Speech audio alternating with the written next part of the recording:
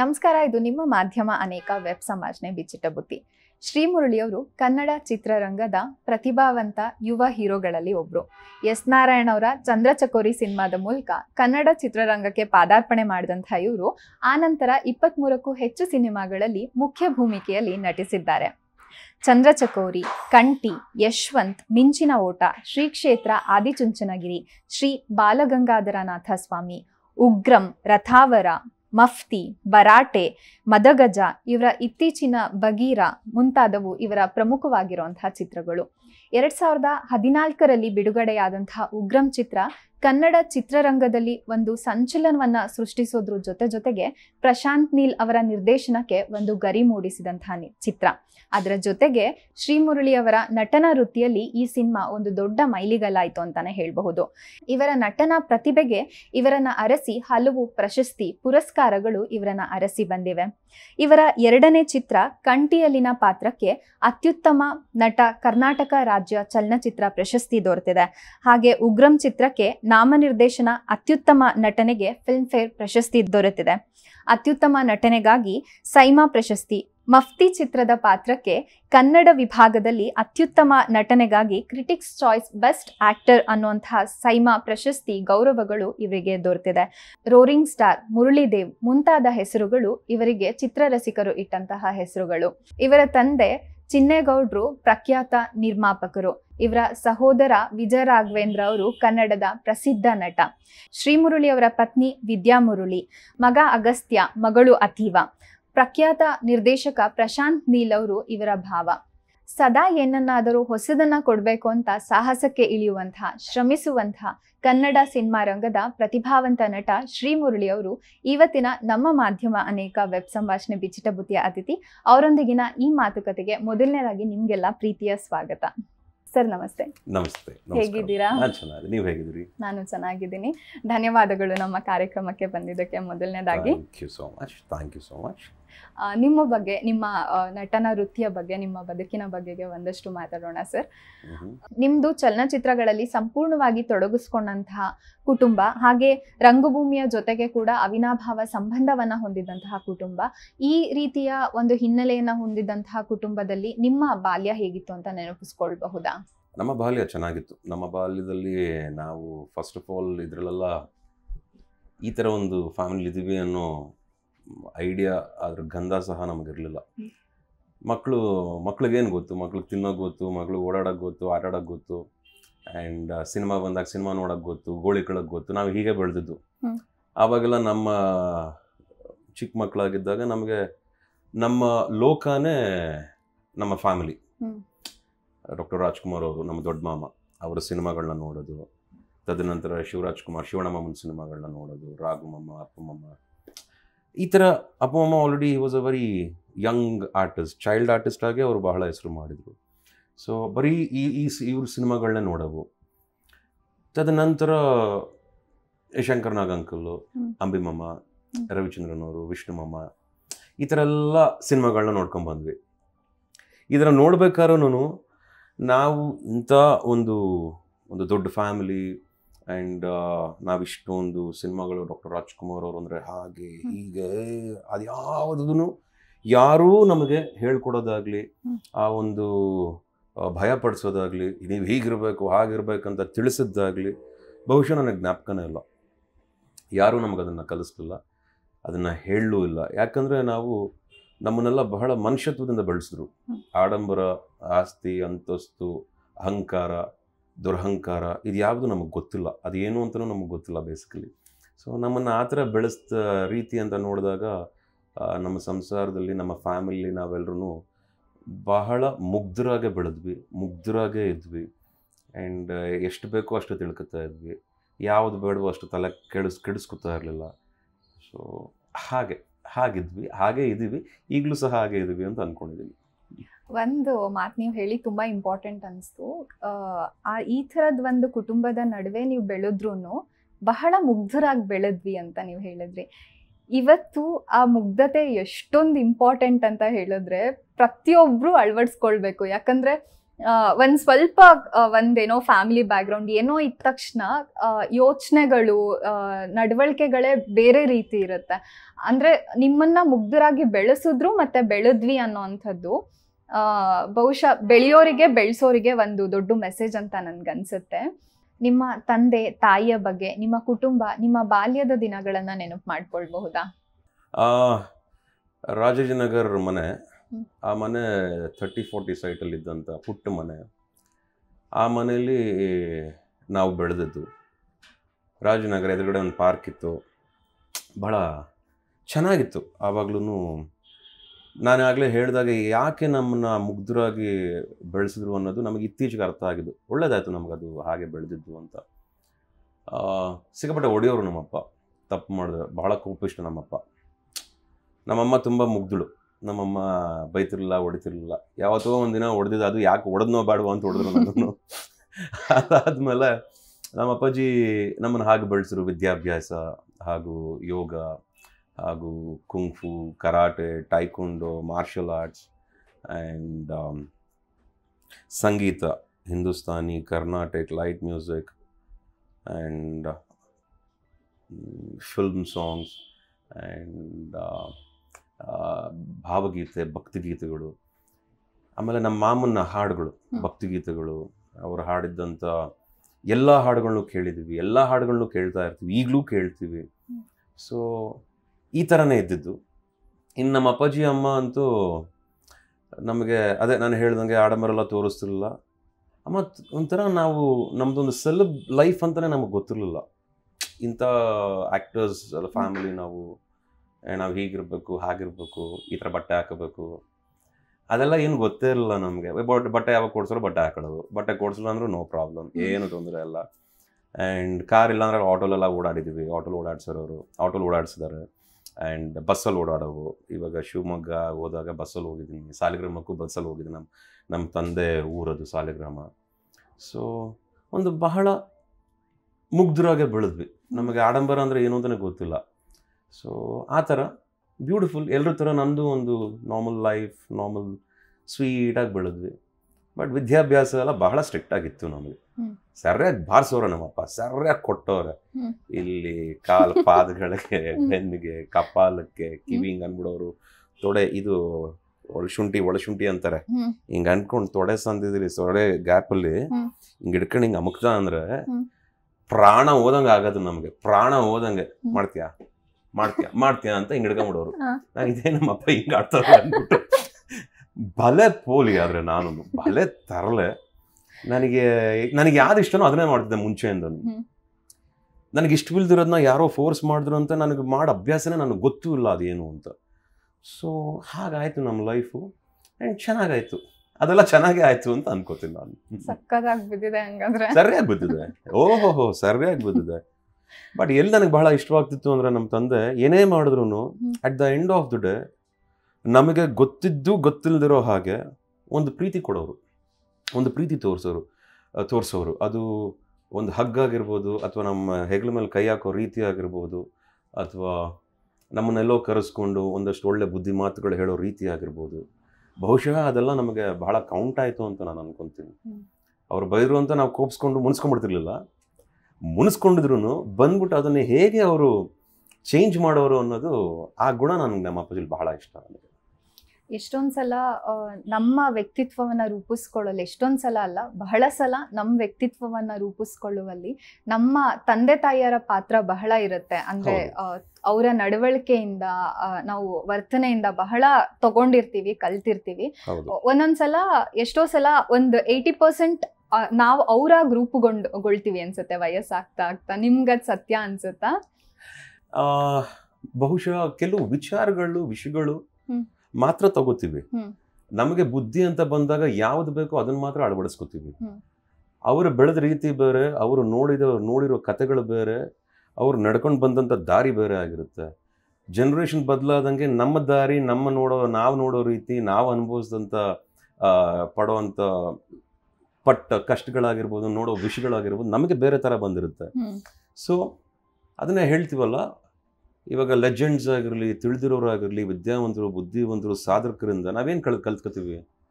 ಅವ್ರು ಏನು ಒಳ್ಳೇದು ಮಾಡಿದ್ದಾರೆ, ಅವ್ರ ಒಳ್ಳೆ ವಿಷಯಗಳೇನು, ಅದನ್ನು ಮಾತ್ರ ಅಳವಡಿಸ್ಕೋತೀವಿ. ಯಾರ ಥರನೂ ಇರೋಕ್ಕಾಗಲ್ಲ. ಈಗ ನಾನು ನಮ್ಮ ಅಪ್ಪ ಆಗಕ್ಕೆ ಸಾಧ್ಯನೇ ಇಲ್ಲ, ಒಬ್ಬರೇ ಚಿನ್ನೇಗೌಡರು.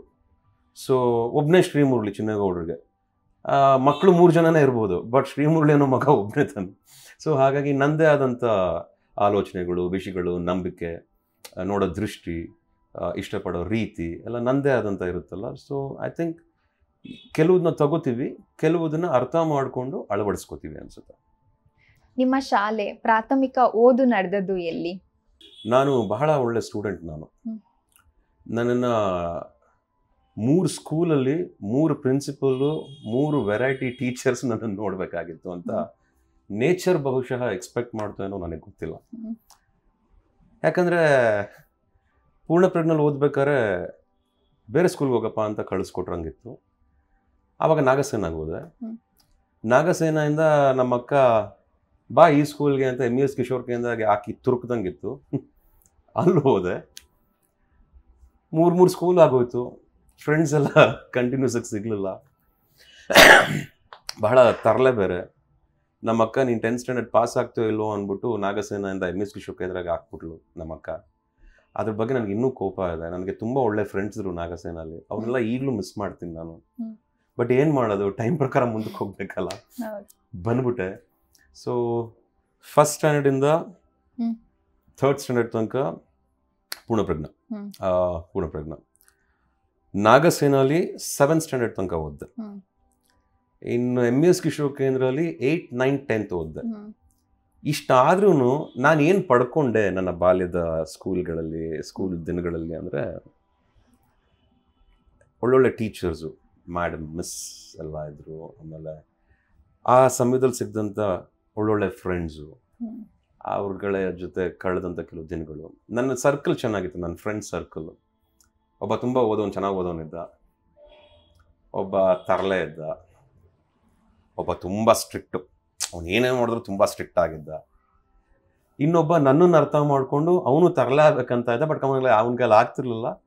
ಬಟ್ ಆದಷ್ಟು ತುಂಬ ಕ್ಲೋಸ್ ಆಗಿದ್ವಿ. ಈ ಥರ ಒಂದು 4-5 ಜನ ಫ್ರೆಂಡ್ಸು ಸ್ಕೂಲಲ್ಲಿ.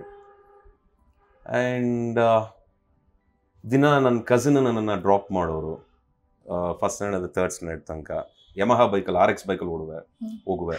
ರಾಜಾಜಿನಗರಿಂದ ನಾಗಸೇನ ಸ್ಕೂಲ್ಗೆ ಪೂರ್ಣಪ್ರಜ್ಞಾಗೆಲ್ಲ ಒಂದು 5 ನಿಮಿಷದಲ್ಲಿ ಬರೋವು. ಅವಾಗ ಮನೆ ಬಿಟ್ಟ ಅಂದರೆ ಇಲ್ಲಿ ಬಂದ್ಬಿಡೋವು, ಅಷ್ಟು ಫಾಸ್ಟಾಗಿ ಬರೋವು. No traffic those days. ಆಮೇಲೆ ದಿನಾಗ್ಲೂ ಒಂದು ಡೈರಿ ಮಿಲ್ಕ್ ತಗೊಳ್ಳುವೆ, ನನ್ನ ಫ್ರೆಂಡ್ ಯಾರಿಗೂ ಕೊಡಬೇಕಾಗಿತ್ತು ಅಂತ. ನಮ್ಮಪ್ಪ ದಿನ 2 ರೂಪಾಯಿ ಖರ್ಚು ಮಾಡ್ತಿದ್ದಾನೆ. ಏನಕ್ಕೆ ಖರ್ಚು ಮಾಡ್ತಿದ್ದಾನೆ ಅಂತ ಲೆಕ್ಕ ಕೇಳಿದ್ರಂತೆ. ನಾನು ಕೇಳಿದ್ರು, ನಾನು ಯಾರಿಗೋ ನನ್ನ ಫ್ರೆಂಡಿಗೆ ಕೊಡಬೇಕಾಗಿತ್ತು. ಅದು ನಾನೆಲ್ಲ ಹೇಳ್ತಿರ್ಲಿಲ್ಲ, ಬಿಕಾಸ್ ನನ್ನ ಪರ್ಸ್ನಲ್ ಲೈಫ್ ಅದು ಅಂತ.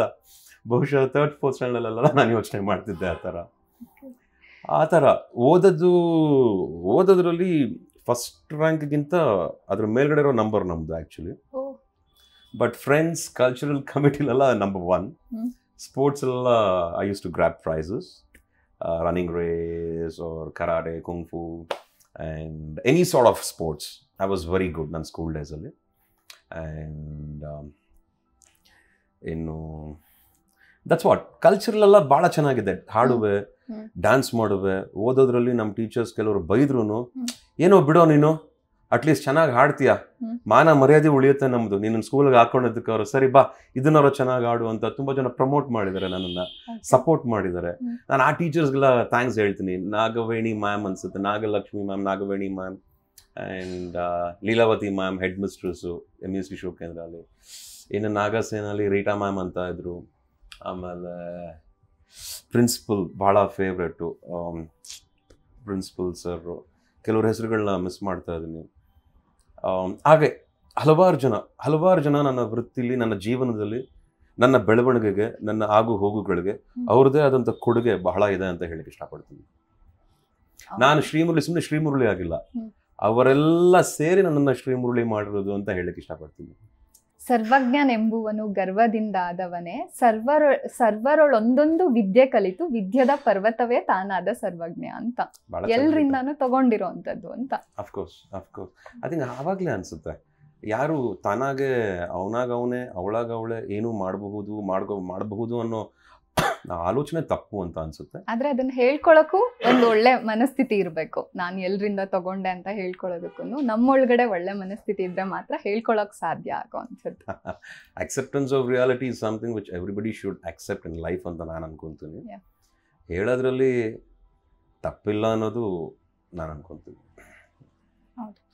ನೀವು ಮುಂಚೆಯಿಂದ ಹೇಳ್ತಾ ಇದ್ದೀರಾ, ನಿಮ್ಮ ತಂದೆ ಬಗ್ಗೆ ಮಾತಾಡ್ಬೇಕಾದ್ರೂ ಹೇಳಿದ್ರಿ, ಹಿಂದೂಸ್ತಾನಿ ಕಲಿಸಿದ್ರು, ಶಾಸ್ತ್ರೀಯ ಸಂಗೀತ ಕಲಿಸಿದ್ರು, ಭಾವಗೀತೆ ಹಾಡ್ತಿದ್ದೆ, ಸ್ಕೂಲಲ್ಲಿ ಬೇರೆ ಭಾಳ ಚೆನ್ನಾಗಿ ಹಾಡ್ತಿದ್ದೆ ಅಂತ ಹೇಳಿದ್ದೀರಾ. ನಮಗೋಸ್ಕರ ನಿಮ್ಮ ಬಾಲ್ಯನ ನೀವು ನೆನಪು ಮಾಡ್ಕೊಳ್ಳೋ ಅಂತಹ ಸಂದರ್ಭದಲ್ಲಿ ನಿಮ್ಮ ತಲೆಗೆ ಬರುವಂಥ, ನಿಮ್ಮ ಕಿವಿಗೆ ಕೇಳೋ ಅಂಥ 2 ಸಾಲುಗಳನ್ನ ಹಾಡಬಹುದಾ? ಬಾಲ್ಯ ದಿನಗಳಲ್ಲಿ ನಾನು ಅವಾಗೆಲ್ಲ ಇದನ್ನೆಲ್ಲ ಹಾಡ್ತಾ ಇದ್ದಿದ್ದು, ಜೊತೆಗೆ ನನಗೆ ಕಂಪ್ನಿನೇ ನಮ್ಮ ಅಣ್ಣ. That was a biggest plus point ನನಗೆ. ಯಾಕಂದರೆ ನನಗಿಂತ ದೊಡ್ಡವನು, ಒಂದು 2.5-3 ವರ್ಷ.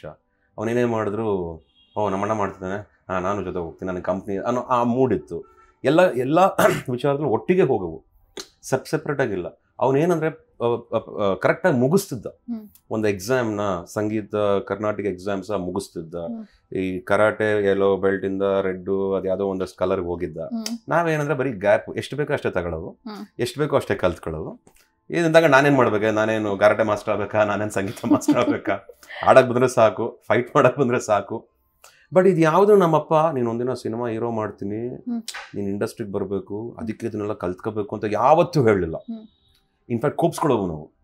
ಏನು 5 ಗಂಟೆಗೆ ಎದ್ದೇಳಬೇಕು, ಏನು 5 ಗಂಟೆಗೆ ಎದ್ಬಿಟ್ಟು ಏನು ಓಡಬೇಕು, ಏನಕ್ಕೆ ಎಕ್ಸರ್ಸೈಸ್ ಮಾಡಬೇಕು, ಏನಪ್ಪ ನಿನ್ನ ಬುದ್ಧಿ ಇಲ್ವಾ, ನಾವು ಸ್ವಲ್ಪ ನಿದ್ದೆ ಮಾಡಬೇಕು, ರೆಸ್ಟ್ ಬೇಕು. ನಮ್ಮ ಅಪ್ಪಾಜಿ ಕೈ ಕಟ್ಕೊಂಬಿಟ್ಟು, ರೆಸ್ಟಾ, ಏನು ಕಡ್ದು ದಬ್ಬಾಕಿದ್ದೀರಪ್ಪ ರೆಸ್ಟ್ ತಗೊಳ್ಳೋಕ್ಕೆ ನೀವಿಬ್ರು, ಯಾಕ್ರಪ್ಪ ರೆಸ್ಟ್, ಬೋಳಿ ಮಗನ ಫಸ್ಟ್ ಎದ್ದೇಳೋದೇನು ಅಂದ್ಬಿಟ್ಟು ಆ ಥರ ಮಾತಾಡೋರು ನಮ್ಮ ಅಪ್ಪಾಜಿ ನಮ್ಮ ಹತ್ರ. ಸೊ ನಾವು ಡಬ್ ಅಂತ ಯಾವ್ದು ಎದಕೊಂಡು ಹಿಂಗೆ ನೋಡು.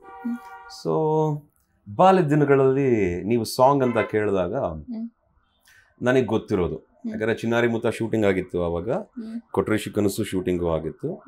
ಈಗಲೂ ನನಗೆ ಬಹಳ ಇಷ್ಟವಾದ ಹಾಡು ಅಂದರೆ ನಾನು ನಮ್ಮ ಅಣ್ಣ ಕಲ್ತಿದ್ದು ನೀಡು ಶಿವ. ಅದನ್ನ ಬೇಕಾದ್ರೆ ಹಾಡ್ತೀನಿ ನಮ್ಮ ನೀಡು ಶಿವ. Please sir. ನೀಡು ಶಿವ ನೀಡದಿರು ಶಿವ, ನೀಡು ಶಿವ ನೀಡದಿರು ಶಿವ, ಬಾಗುವುದು ನನ್ನ ಕಾಯ, ಬಾಗುವುದು ನನ್ನ ಕಾಯ.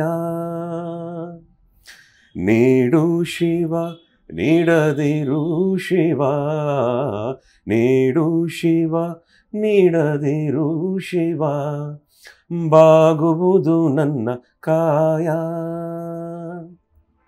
ನಾನೇಕೆ ಅಂಜಲಿ ನೀ ನನ್ನ ಅಂಬಲಿ, ನಾನೇಕೆ ಅಂಜಲಿ ನೀ ನನ್ನ ಅಂಬಲಿ, ನೀಡು ಶಿವ ನೀಡದಿರು ಶಿವ, ಬಾಗುವುದು ನನ್ನ ಕಾಯ, ಬಾಗುವುದು ನನ್ನ ಕಾಯ. ಮಾಳಿಗೆ ಕೊಟ್ಟರು ಮರದಡಿಲಿ ಇಟ್ಟರು, ನಾನಂತೂ ನಿನ್ನನ್ನ ಲಾರೆ. ಮಾಳಿಗೆ ಕೊಟ್ಟರು ಮರದಡಿಲಿ ಇಟ್ಟರು, ನಾನಂತೂ ನಿನ್ನನ್ನ ಲಾರೆ. ಸಾರಂಗಮನಕ್ಕೆ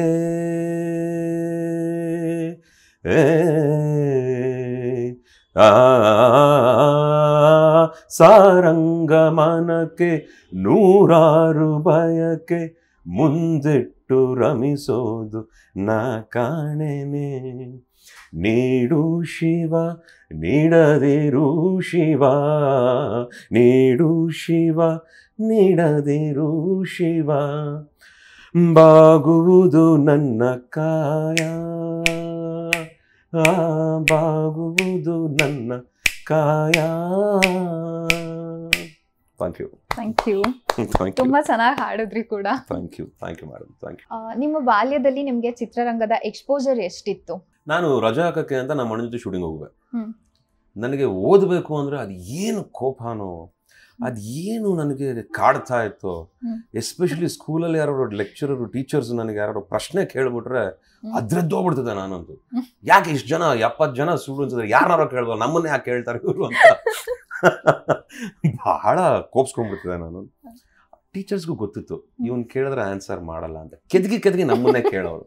ನಮ್ಗೊಂಥರ ಅವಮಾನ ಆಗೋದು. ನಮ್ಮ ಫ್ರೆಂಡ್ಸ್ ಎಲ್ಲ ಇದ್ದಾರೆ, ಅಲ್ಲಾರೋ ನನ್ನ ಗರ್ಲ್ ಫ್ರೆಂಡ್ಸ್ ಯಾರೋ ನೋಡ್ತಾ ಇದಾರೆ, ಇವ್ರ್ಯಾರೋ ನೋಡ್ತಾ ಇದಾರೆ, ಅವ್ರ ಮುಂದೆ ನಮ್ಮನ್ನ ನಿಲ್ಸ್ಬಿಟ್ಟು ಪ್ರಶ್ನೆ ಕೇಳ್ಬಿಟ್ರಲ್ಲ, ಅಯ್ಯೋ ನಾವು ಹೇಳಲ್ಲ ಅಂದ್ರೆ ಹಿಂಗೆ ಆಗ್ಬಿಡ್ದಲ್ಲ. ನನಗೆ ಹಂಗೆ ಅನ್ಸಿದ್ರು ಬಹುಶಃ ಅವ್ರು ಕೇಳಿರೋ 100 ಪ್ರಶ್ನೆಯಲ್ಲಿ ನನ್ನ ಜೀವನದಲ್ಲಿ ಸ್ಕೂಲಲ್ಲಿ ಒಂದು 2-3 ಉತ್ತರ ಕೊಟ್ಟಿದ್ದೀನಿ ಅಷ್ಟೇ. ಇನ್ನು ಮಿಕ್ಕಿದ್ದೆಲ್ಲ ಬಿಡಿ ಬೇಡ ಆ ಥರ ಫೀಲ್ ಆಗ್ಬಿಡ್ತೀವಿ ಯಾವಾಗ ನಾವು.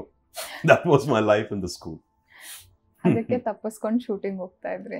ಸೊ ಆ ಥರ ಇತ್ತು. ಇದಕ್ಕೆ ಎದುರ್ಕೊಂಡು ನಾವೇನು ಮಾಡೋವು, ನಮ್ಮಪ್ಪ ನಮ್ಮ ಅಣ್ಣಂಗೆ ಚಿನ್ನಾರಿ ಮುತ್ತ ಅಂತೆಲ್ಲ ಸಿಕ್ಕಿದಾಗ, ಕೊಟ್ರೇಶಿ ಕನಸು ಅಂತೆಲ್ಲ ಸಿಕ್ಕಿದಾಗ,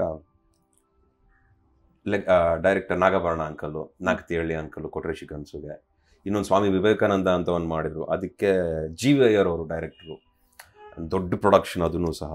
ಅದಕ್ಕೆ ಕ್ಯಾಲ್ಕಟ್ಟಲ್ಲಿ ಶೂಟಿಂಗ್ ಇತ್ತು. ಇಂಥ ಟೈಮಲ್ಲಿ ನಾವು ಎಸ್ಕೇಪ್ ಆಗ್ಬಿಡೋದು. ಅಣ್ಣ ಒಬ್ಬನೇ ಹೋಗ್ತಾ ಇದ್ದಾನೆ, ಕಷ್ಟ ಆಗುತ್ತಲ್ವಾ, ನಾನು ಹೋಗ್ತೀನಿ ಜೊತೆಗೆ, ನಾನಿರ್ತೀನಿ, ಯಾರು ಬೇಡ ನಾನು ಹೋಗ್ತೀನಿ ಅಂದ್ಬಿಟ್ಟು ನಮ್ಮ ಅಣ್ಣ ಜೊತೆ ನಾನು ಹೋಗುವೆ. ನಮಗೆ ಗ್ಯಾಪಲ್ಲಿ ಅಲ್ಲೇನೋ ಒಂದು ಪಾತ್ರ ಕೊಡೋರು, ಒಂದು ಆ್ಯಕ್ಟಿಂಗ್ ಚಾನ್ಸ್ ಕೊಡೋರು, ನಾವು ಸುಮ್ಮನೆ ಮಾಡೋದು. ನೆಗಿಬೇಕಾ ನೆಗೆಯೋದು, ಓಡಬೇಕಾ ಓಡೋದು, ಡ್ಯಾನ್ಸ್ ಮಾಡ್ಬೇಕು, ನಗಬೇಕು, ಇಷ್ಟೇ ಮಾಡ್ತಾ ಇದ್ದೆ ನಾನು. ಚಿನ್ನಾರಿ ಮುತ್ತ, ಕೊಟ್ರೇಶಿ ಕನಸು, ಸ್ವಾಮಿ ವಿವೇಕಾನಂದಲೆಲ್ಲ. ಸೊ ಒಂದು ಕೃಷ್ಣ ಬಲರಾಮ್ ಒಂಥರ ಕಾಂಬಿನೇಷನ್ ಇತ್ತು. ಒಬ್ರಿಗೊಬ್ರನ್ನ ಬಿಟ್ಕೊಡ್ತಾ ಇರಲಿಲ್ಲ, ಯಾವಾಗಲೂ ಒಟ್ಟಿಗೆ ಇರೋದು, ಯಾವಾಗಲೂ ಒಟ್ಟಿಗೆ ನಿಂತ್ಕೊಳ್ಳೋದು. ಆ್ಯಂಡ್ ಅದಕ್ಕೆ ಹೊಡಬಿಡ್ಬೇಕು ನಮ್ಮ ಅಣ್ಣನ ಜೊತೆ. ಅದಕ್ಕೆ ಲೆಕ್ಚರರ್ ಟೀಚರ್ಸ್ ಎಲ್ಲ ಕೇಳೋರು, ಏನಪ್ಪ ಎಲ್ಲಪ್ಪ ಹೋಗಿದ್ದೆ, ನಾನು ಶೂಟಿಂಗ್ ಹೋಗಿದ್ದೆ ಅನ್ನೋದು. ಬಟ್ ನಮ್ದೇ ಚಾನ್ಸ್ ಇರ್ತಿರ್ಲಿಲ್ಲ. ನಮ್ದೇ ನಾನು ಜ್ಞಾಪಕನೇ ಇರಲ್ಲ ಯಾರಿಗೂ. ಚಿನ್ನಾರಿ ಮುತ್ತ, ಕೊಟ್ರೇಶಿ ಕನಸು, ವಿವೇಕಾನಂದ ಎಲ್ಲ ನೋಡಿದಾಗ ಸೊ ಸುಮ್ಮನೆ ಹೇಳೋದು, ಅಲ್ಲಿ ಹೋಗ್ಬಿಟ್ಟು 1-2 ದಿನ ಕೆಲಸ ಮಾಡೋದು, ಬಟ್ 30-40 ದಿನ ರಜಾ ಹಾಕುವೆ ನಾನು. ಸಿ ನನ್ನ ಖುಷಿನೂ ತುಂಬ ಇಂಪಾರ್ಟೆಂಟ್ ನನಗೆ. ನನ್ನ ಖುಷಿನೂ ಬಹಳ ಇಂಪಾರ್ಟೆಂಟ್, ನನ್ನ ನೆಮ್ಮದಿ ಬಹಳ ಇಂಪಾರ್ಟೆಂಟ್ ಇತ್ತು. ಹೆಂಗೋ ಹಿಂಗೆ ಎಸ್ಕೇಪ್ ಆಗ್ಬಿಡೋದು ಕಣಮ್ಮ. This is what happen shooting ಡೇಸಲ್ಲಿ, ಚೈಲ್ಡ್ಹುಡ್ ಡೇಸಲ್ಲಿ ನನಗೆ. ನಿಮ್ಮ ಕಾಲೇಜು ವಿದ್ಯಾಭ್ಯಾಸದ ಬಗೆಗೆ ಹೇಳಬಹುದಾ? ಕಾಲೇಜು 10th ಆಯಿತು. ನಮ್ಮ ಅಪ್ಪಾಜಿಗೆ ಚಾಲೆಂಜ್ ಹಾಕಿದ್ದೆ. ನನ್ನ ಫ್ಯಾಮಿಲಿ, ಮೈ ಫೇವ್ರೆಟ್ ಕಸಿನ್ ಎಲ್ಲ ಜೊತೆಗಿದ್ರು. 63.36 ಗೊತ್ತಾ ಪರ್ಸೆಂಟೇಜ್? ಅದು ವೆರಿ ಫೇಮಸ್ ಇನ್ ಕರ್ನಾಟಕ. ಅದು ನಂದೇ 63.36 10th ಸ್ಟ್ಯಾಂಡರ್ಡ್ ಬಂದಿದ್ದು. ನನ್ನ ಲೈಫಲ್ಲೇ ಫಸ್ಟ್ ಟೈಮ್ ಫಸ್ಟ್ ಕ್ಲಾಸ್ ಬಂದಿದ್ದೀರಾ? ಹೌದು. ನೋಡಿ ನಿಮ್ಗೆ ಎಷ್ಟು ಖುಷಿ ಆಗ್ತಾ ಇದೆ. ಅದೇ ಥರ ನನಗೂ ಸಖತ್ ಖುಷಿ ಆಗಿತ್ತು ಅವಾಗ. ನಮ್ಮಪ್ಪ ನಿಮ್ಮ ಅಣ್ಣನ ಕಾಲೇಜ್ಗೆ ಹಾಕ್ಬೇಕು ಅಂದ್ರೆ ಅಟ್ಲೀಸ್ಟ್ ನೀನು ಫಸ್ಟ್ ಕ್ಲಾಸ್ ಬರಬೇಕು ಅಂದರು. ಹೆಂಗೋ ಬಂತು ಫಸ್ಟ್ ಕ್ಲಾಸ್. ಹೆಂಗ್ ಬಂತು ಯಾರು ಕೇಳಂಗಿಲ್ಲ. ನಾನು ಕಷ್ಟಪಟ್ಟು ಎಕ್ಸಾಮ್ಸ್ ಬರ್ತಿದ್ದೀನಿ, ಹೆಂಗೋ ಬಂದಿದೆ ಬಿಡಿ. ಅದು ಯಾರ್ಯಾರು ಗೊತ್ತೋ ಅವ್ರವ್ರಿಗೆ ಗೊತ್ತು ಹೆಂಗೆ ಆಯ್ತು. ನಿಮ್ಮ ಅಣ್ಣ ಚೆನ್ನಾಗಿ ಓದ್ತಾ ಇದ್ರ? ನಮ್ಮ ಅಣ್ಣ is a very good student. ನಮ್ಮ ಅಕ್ಕನು ಡಾಕ್ಟರ್ ಆಗುವಂತ ಅಷ್ಟ್ರ ಮಟ್ಟಕ್ಕೆ ಓದ್ತದೆ ನಮ್ಮ ಅಕ್ಕನು. ಬಟ್ ಏನ್ ಮಾಡಕ್ಕಾಗತ್ತೆ, ನನ್ನಷ್ಟು ಚೆನ್ನಾಗಿ ಓದ್ತಿರ್ಲಿಲ್ಲ ಅವರಿಬ್ರು. ನನ್ನಷ್ಟು ಚೆನ್ನಾಗಿ ಓದ್ತಿರ್ಲಿಲ್ಲ. ಸರಿ ಫಸ್ಟ್ PUC ನಮ್ಮಪ್ಪ ಶೇಷಾರಿಪುರಂ ನೀನು ಫಸ್ಟ್ ಕ್ಲಾಸ್ ಬಂದರೆ ನೋಡೋಣ ಅಂತ ಹೇಳಿದರು. ಶೇಷಾರಿಪುರಂ ಕರ್ಕೊಂಡೋಗಿ ಪ್ರಿನ್ಸಿಪಲ್ ಸರ್ ಹತ್ರೆಲ್ಲ ಮಾತಾಡಿ, ರಾಧಾಕೃಷ್ಣ ಸರ್ ಇದ್ದರು, ಅವರದೆಲ್ಲ ಮಾತಾಡಿ ಅಡ್ಮಿಷನ್ ಕೊಡಿಸಿದ್ರು. And college life was very good. Again ಓದೋದು ಮಾಡೋದೆಲ್ಲ ಸ್ವಲ್ಪ ಇಷ್ಟ ಇದ್ರು. ನನ್ನ favourite master Ananthamurthy sir, Shivaram sir and ಇವರೆಲ್ಲ ಲೆಕ್ಚರರ್ಸು ನಮಗೆ. ಅವ್ರನ್ನ ಯಾವತ್ತೂ ಮರೆಯಲ್ಲ ನಾನು. ಅವ್ರು ನಮಗೆ ವಿದ್ಯಾಭ್ಯಾಸದ ಜೊತೆ ಡಿಸಿಪ್ಲಿನ್ ಕಲಿಸೋರು. ನಮ್ಮ ಲೆಕ್ಚರರ್ಸ್ ನಮಗೆ ಕಾಲೇಜ್ ಡೇಸಲ್ಲಿ ಮಾನ ಮರ್ಯಾದೆಯಿಂದ ಹೆಂಗಿರಬೇಕು. ಅದೇ ಅವಾಗೆಲ್ಲ ಹಿಂಗೆ ಕಣಮ್ಮ, ಲೋಫರ್ ಚಪ್ಪರ್ಗಳ ಥರ ಆಡಬೇಡಿ, ಹುಷಾರಾಗಿರಿ, ಮಾನ ಮರ್ಯಾದೆ ಇಟ್ಕೊಂಡು ಬದುಕಿ, ನಿಮ್ಮಪ್ಪ ಭಾಳ ಕಷ್ಟಪಟ್ಟು ಕಳಿಸ್ತವ್ರೆ, ನನ್ನ ಮಕ್ಕಳ ನಯ ಲಾಜುಕ್ಕು ಏನೂ ಇಲ್ಲದೆ ಬರಬೇಡಿ, ಇಲ್ಲಿ ಮಾನ ಮರ್ಯಾದೆ ಕಳಿಯೋಕ್ಕೆ ಬರಬೇಡಿ, ನಿಮ್ಮ ಫ್ಯಾಮಿಲಿದು. ಎಂಥ ಫ್ಯಾಮಿಲಿ ಗೊತ್ತೇನ್ರೋ ನೀವು? ನಾವು ಒಂದು 5 ಜನ ಫ್ರೆಂಡ್ಸ್ ಕೂತಿದ್ವಿ ಬೆಂಚ್ ಮೇಲೆ. ಒಂದೇ ಬೆಂಚಲ್ಲಿ ವಿಲನ್ನು, ಹೀರೋ, ಡೈರೆಕ್ಟ್ರು, ಪ್ರೊಡ್ಯೂಸರು ಎಲ್ಲರೂ ಇದ್ದೀರಾ ನನ್ನ ಮಕ್ಕಳ, ನೀವೇನು ಓದಿ ಏನು ಆಗ್ತಿರೋ ನೀವು ಅಂತ ಅನಂತಮೂರ್ತಿ ಸರ್ ಬೈದಿದ್ರು. ಇನ್ನು ಶಿವರಾಮ್ ಮಾಸ್ಟ್ರು ಅಂತೂ ಜಗತ್ತಲ್ಲಿ ಏನೂ ಇಲ್ಲದೆ ಕಾಲೇಜಿಗೆ ಬರ್ತಿರೋ ಅಂದರೆ ನೀನು ಒಬ್ಬನೇ ಅಂದರು ನನಗೆ. ನಾನು ಯಾಕೆ ಸರ್ ಅಂದೆ. ನಿನ್ನ ಬುಕ್ಕೆಲ್ಲೋ, ನಿನ್ನ ಪೆನ್ನಲ್ಲಿ ಬಾ ಅಂದ್ಬಿಟ್ಟು ನಮಗೆ ಪನಿಷ್ಮೆಂಟ್ ಕೊಡೋರು. I will be very disciplined ಅಂತ 200 ಪೇಜ್ ಬರೀಬೇಕು ಕಣಮ್ಮ. Every line I will be very discipline, I will not do this mistake, I will listen to you sir ಅನ್ನೋ ಥರ ಬರೀಬೇಕು. ನಾವೇನು ಮಾಡೋವು, ನನ್ನ ಫ್ರೆಂಡ್ಸ್ ಇರೋರಲ್ಲ ಅವ್ರಿಗೆ ಕೊಡೋದು. ಅದನ್ನು ಬರೀತಿರ್ಲಿಲ್ಲ. ಅಲ್ಲ, ಯಾಕಂದರೆ ನೋಡಿ ನಾವು ಬ್ಯುಸಿ ಇರ್ತೀವಿ, ಯಾಕಂದರೆ ನಮಗೆ ಫ್ರೆಂಡ್ಸ್ ಇರ್ತಾರೆ, ಗರ್ಲ್ ಫ್ರೆಂಡ್ಸ್ ಇರ್ತಾರೆ, ನಾವು ಆಚೆ ಓಡಾಡಬೇಕಾಗಿರುತ್ತೆ, ಟ್ಯೂಷನ್ಸ್ಗೆಲ್ಲ ಅಟೆಂಡ್ ಮಾಡಬೇಕಾಗಿರುತ್ತೆ. ತುಂಬ ಓದೋರ್ಗೆ ಏನು ಕೆಲಸ, ಓದ್ತಿರೋರು ಆಮೇಲೆ ಫ್ರೀ ಆಗಿರೋ ಬರ್ಕೊಡೋರು, ಅವ್ರಿಗೆಲ್ಲ ನಾವು ಫಿಕ್ಸ್ ಮಾಡೋವು. ಡೈರಿ ಮಿಲ್ಕ್ ಕೊಡಿಸ್ತೀವಿ, ನಿನ್ಗೊಂದು ಪೆಪ್ಸಿ ಕೊಡಿಸ್ತೀನಿ, ನಿನ್ಗೊಂದು ಸ್ಯಾಂಡ್ವಿಚ್ ಕೊಡಿಸ್ತೀನಿ ಅಂತ ಫಿಕ್ಸ್ ಮಾಡಿಕೊಂಡು ಅದನ್ನು ಬೇರೆಯವ್ರ ಕೈಲಿ ಬರೆಸಿ ಎಲ್ಲ ಹ್ಯಾಂಡಲ್ ಮಾಡಿದ್ದೀವಿ. ಆ್ಯಂಡ್ ನಾನು ಸೆಕೆಂಡ್ PUCಲಿ ಭಾಳ ಬ್ಯುಸಿ ಆಗಿಬಿಟ್ಟೆ. ಯಾಕಂದರೆ ನನ್ನ ಹೆಂಡತಿ ಫಸ್ಟ್ PUCಲಿದ್ರು. ಆಗಲೇ ಐ ಲವ್ ಯು, ನೀನು ಐ ಲವ್ ಯು ಅನ್ಲೇಬೇಕು ಅಂತ 1999 December 30th December 1999 December 30th I love you, ನೀನು ನನ್ನ ಲವ್ ಮಾಡಲೇಬೇಕು ಅಂತ ಡಿಕ್ಲೇರ್ ಮಾಡಿಬಿಟ್ಟೆ ನಾನು. ಆ್ಯಂಡ್ ನನ್ನ ಹೆಂಡತಿ ಆಫ್ಟರ್ 10 minutes ನೀನು ಆನ್ಸರ್ ಮಾಡಲೇಬೇಕು ನನಗೆ ಫೋನಲ್ಲಿ ಅಂತ ಹೇಳಿ ಫೋನ್ ಇಟ್ಬಿಟ್ಟೆ. ಟಕ್ ಅಂತ ಆನ್ಸರ್ ಬಂತು. ಸೊ ಅಲ್ಲಿಂದ I got very busy. Second PUCಲೇ ಡೇಟಿಂಗ್ ಎಲ್ಲ ಸ್ಟಾರ್ಟ್ ಆಗೋಯ್ತು. ನನ್ನ ಲೈಫ್ ಸ್ಟೈಲ್ ಇನ್ನೂ ಬ್ಯುಸಿ ಆದೆ ಆಗ. ಸೊ ಓದಕ್ಕೆ ಅಷ್ಟು ಗಮನ ಹರಿಸೋಕ್ಕಾಗಿರ್ಲಿಲ್ಲ ನನಗೆ.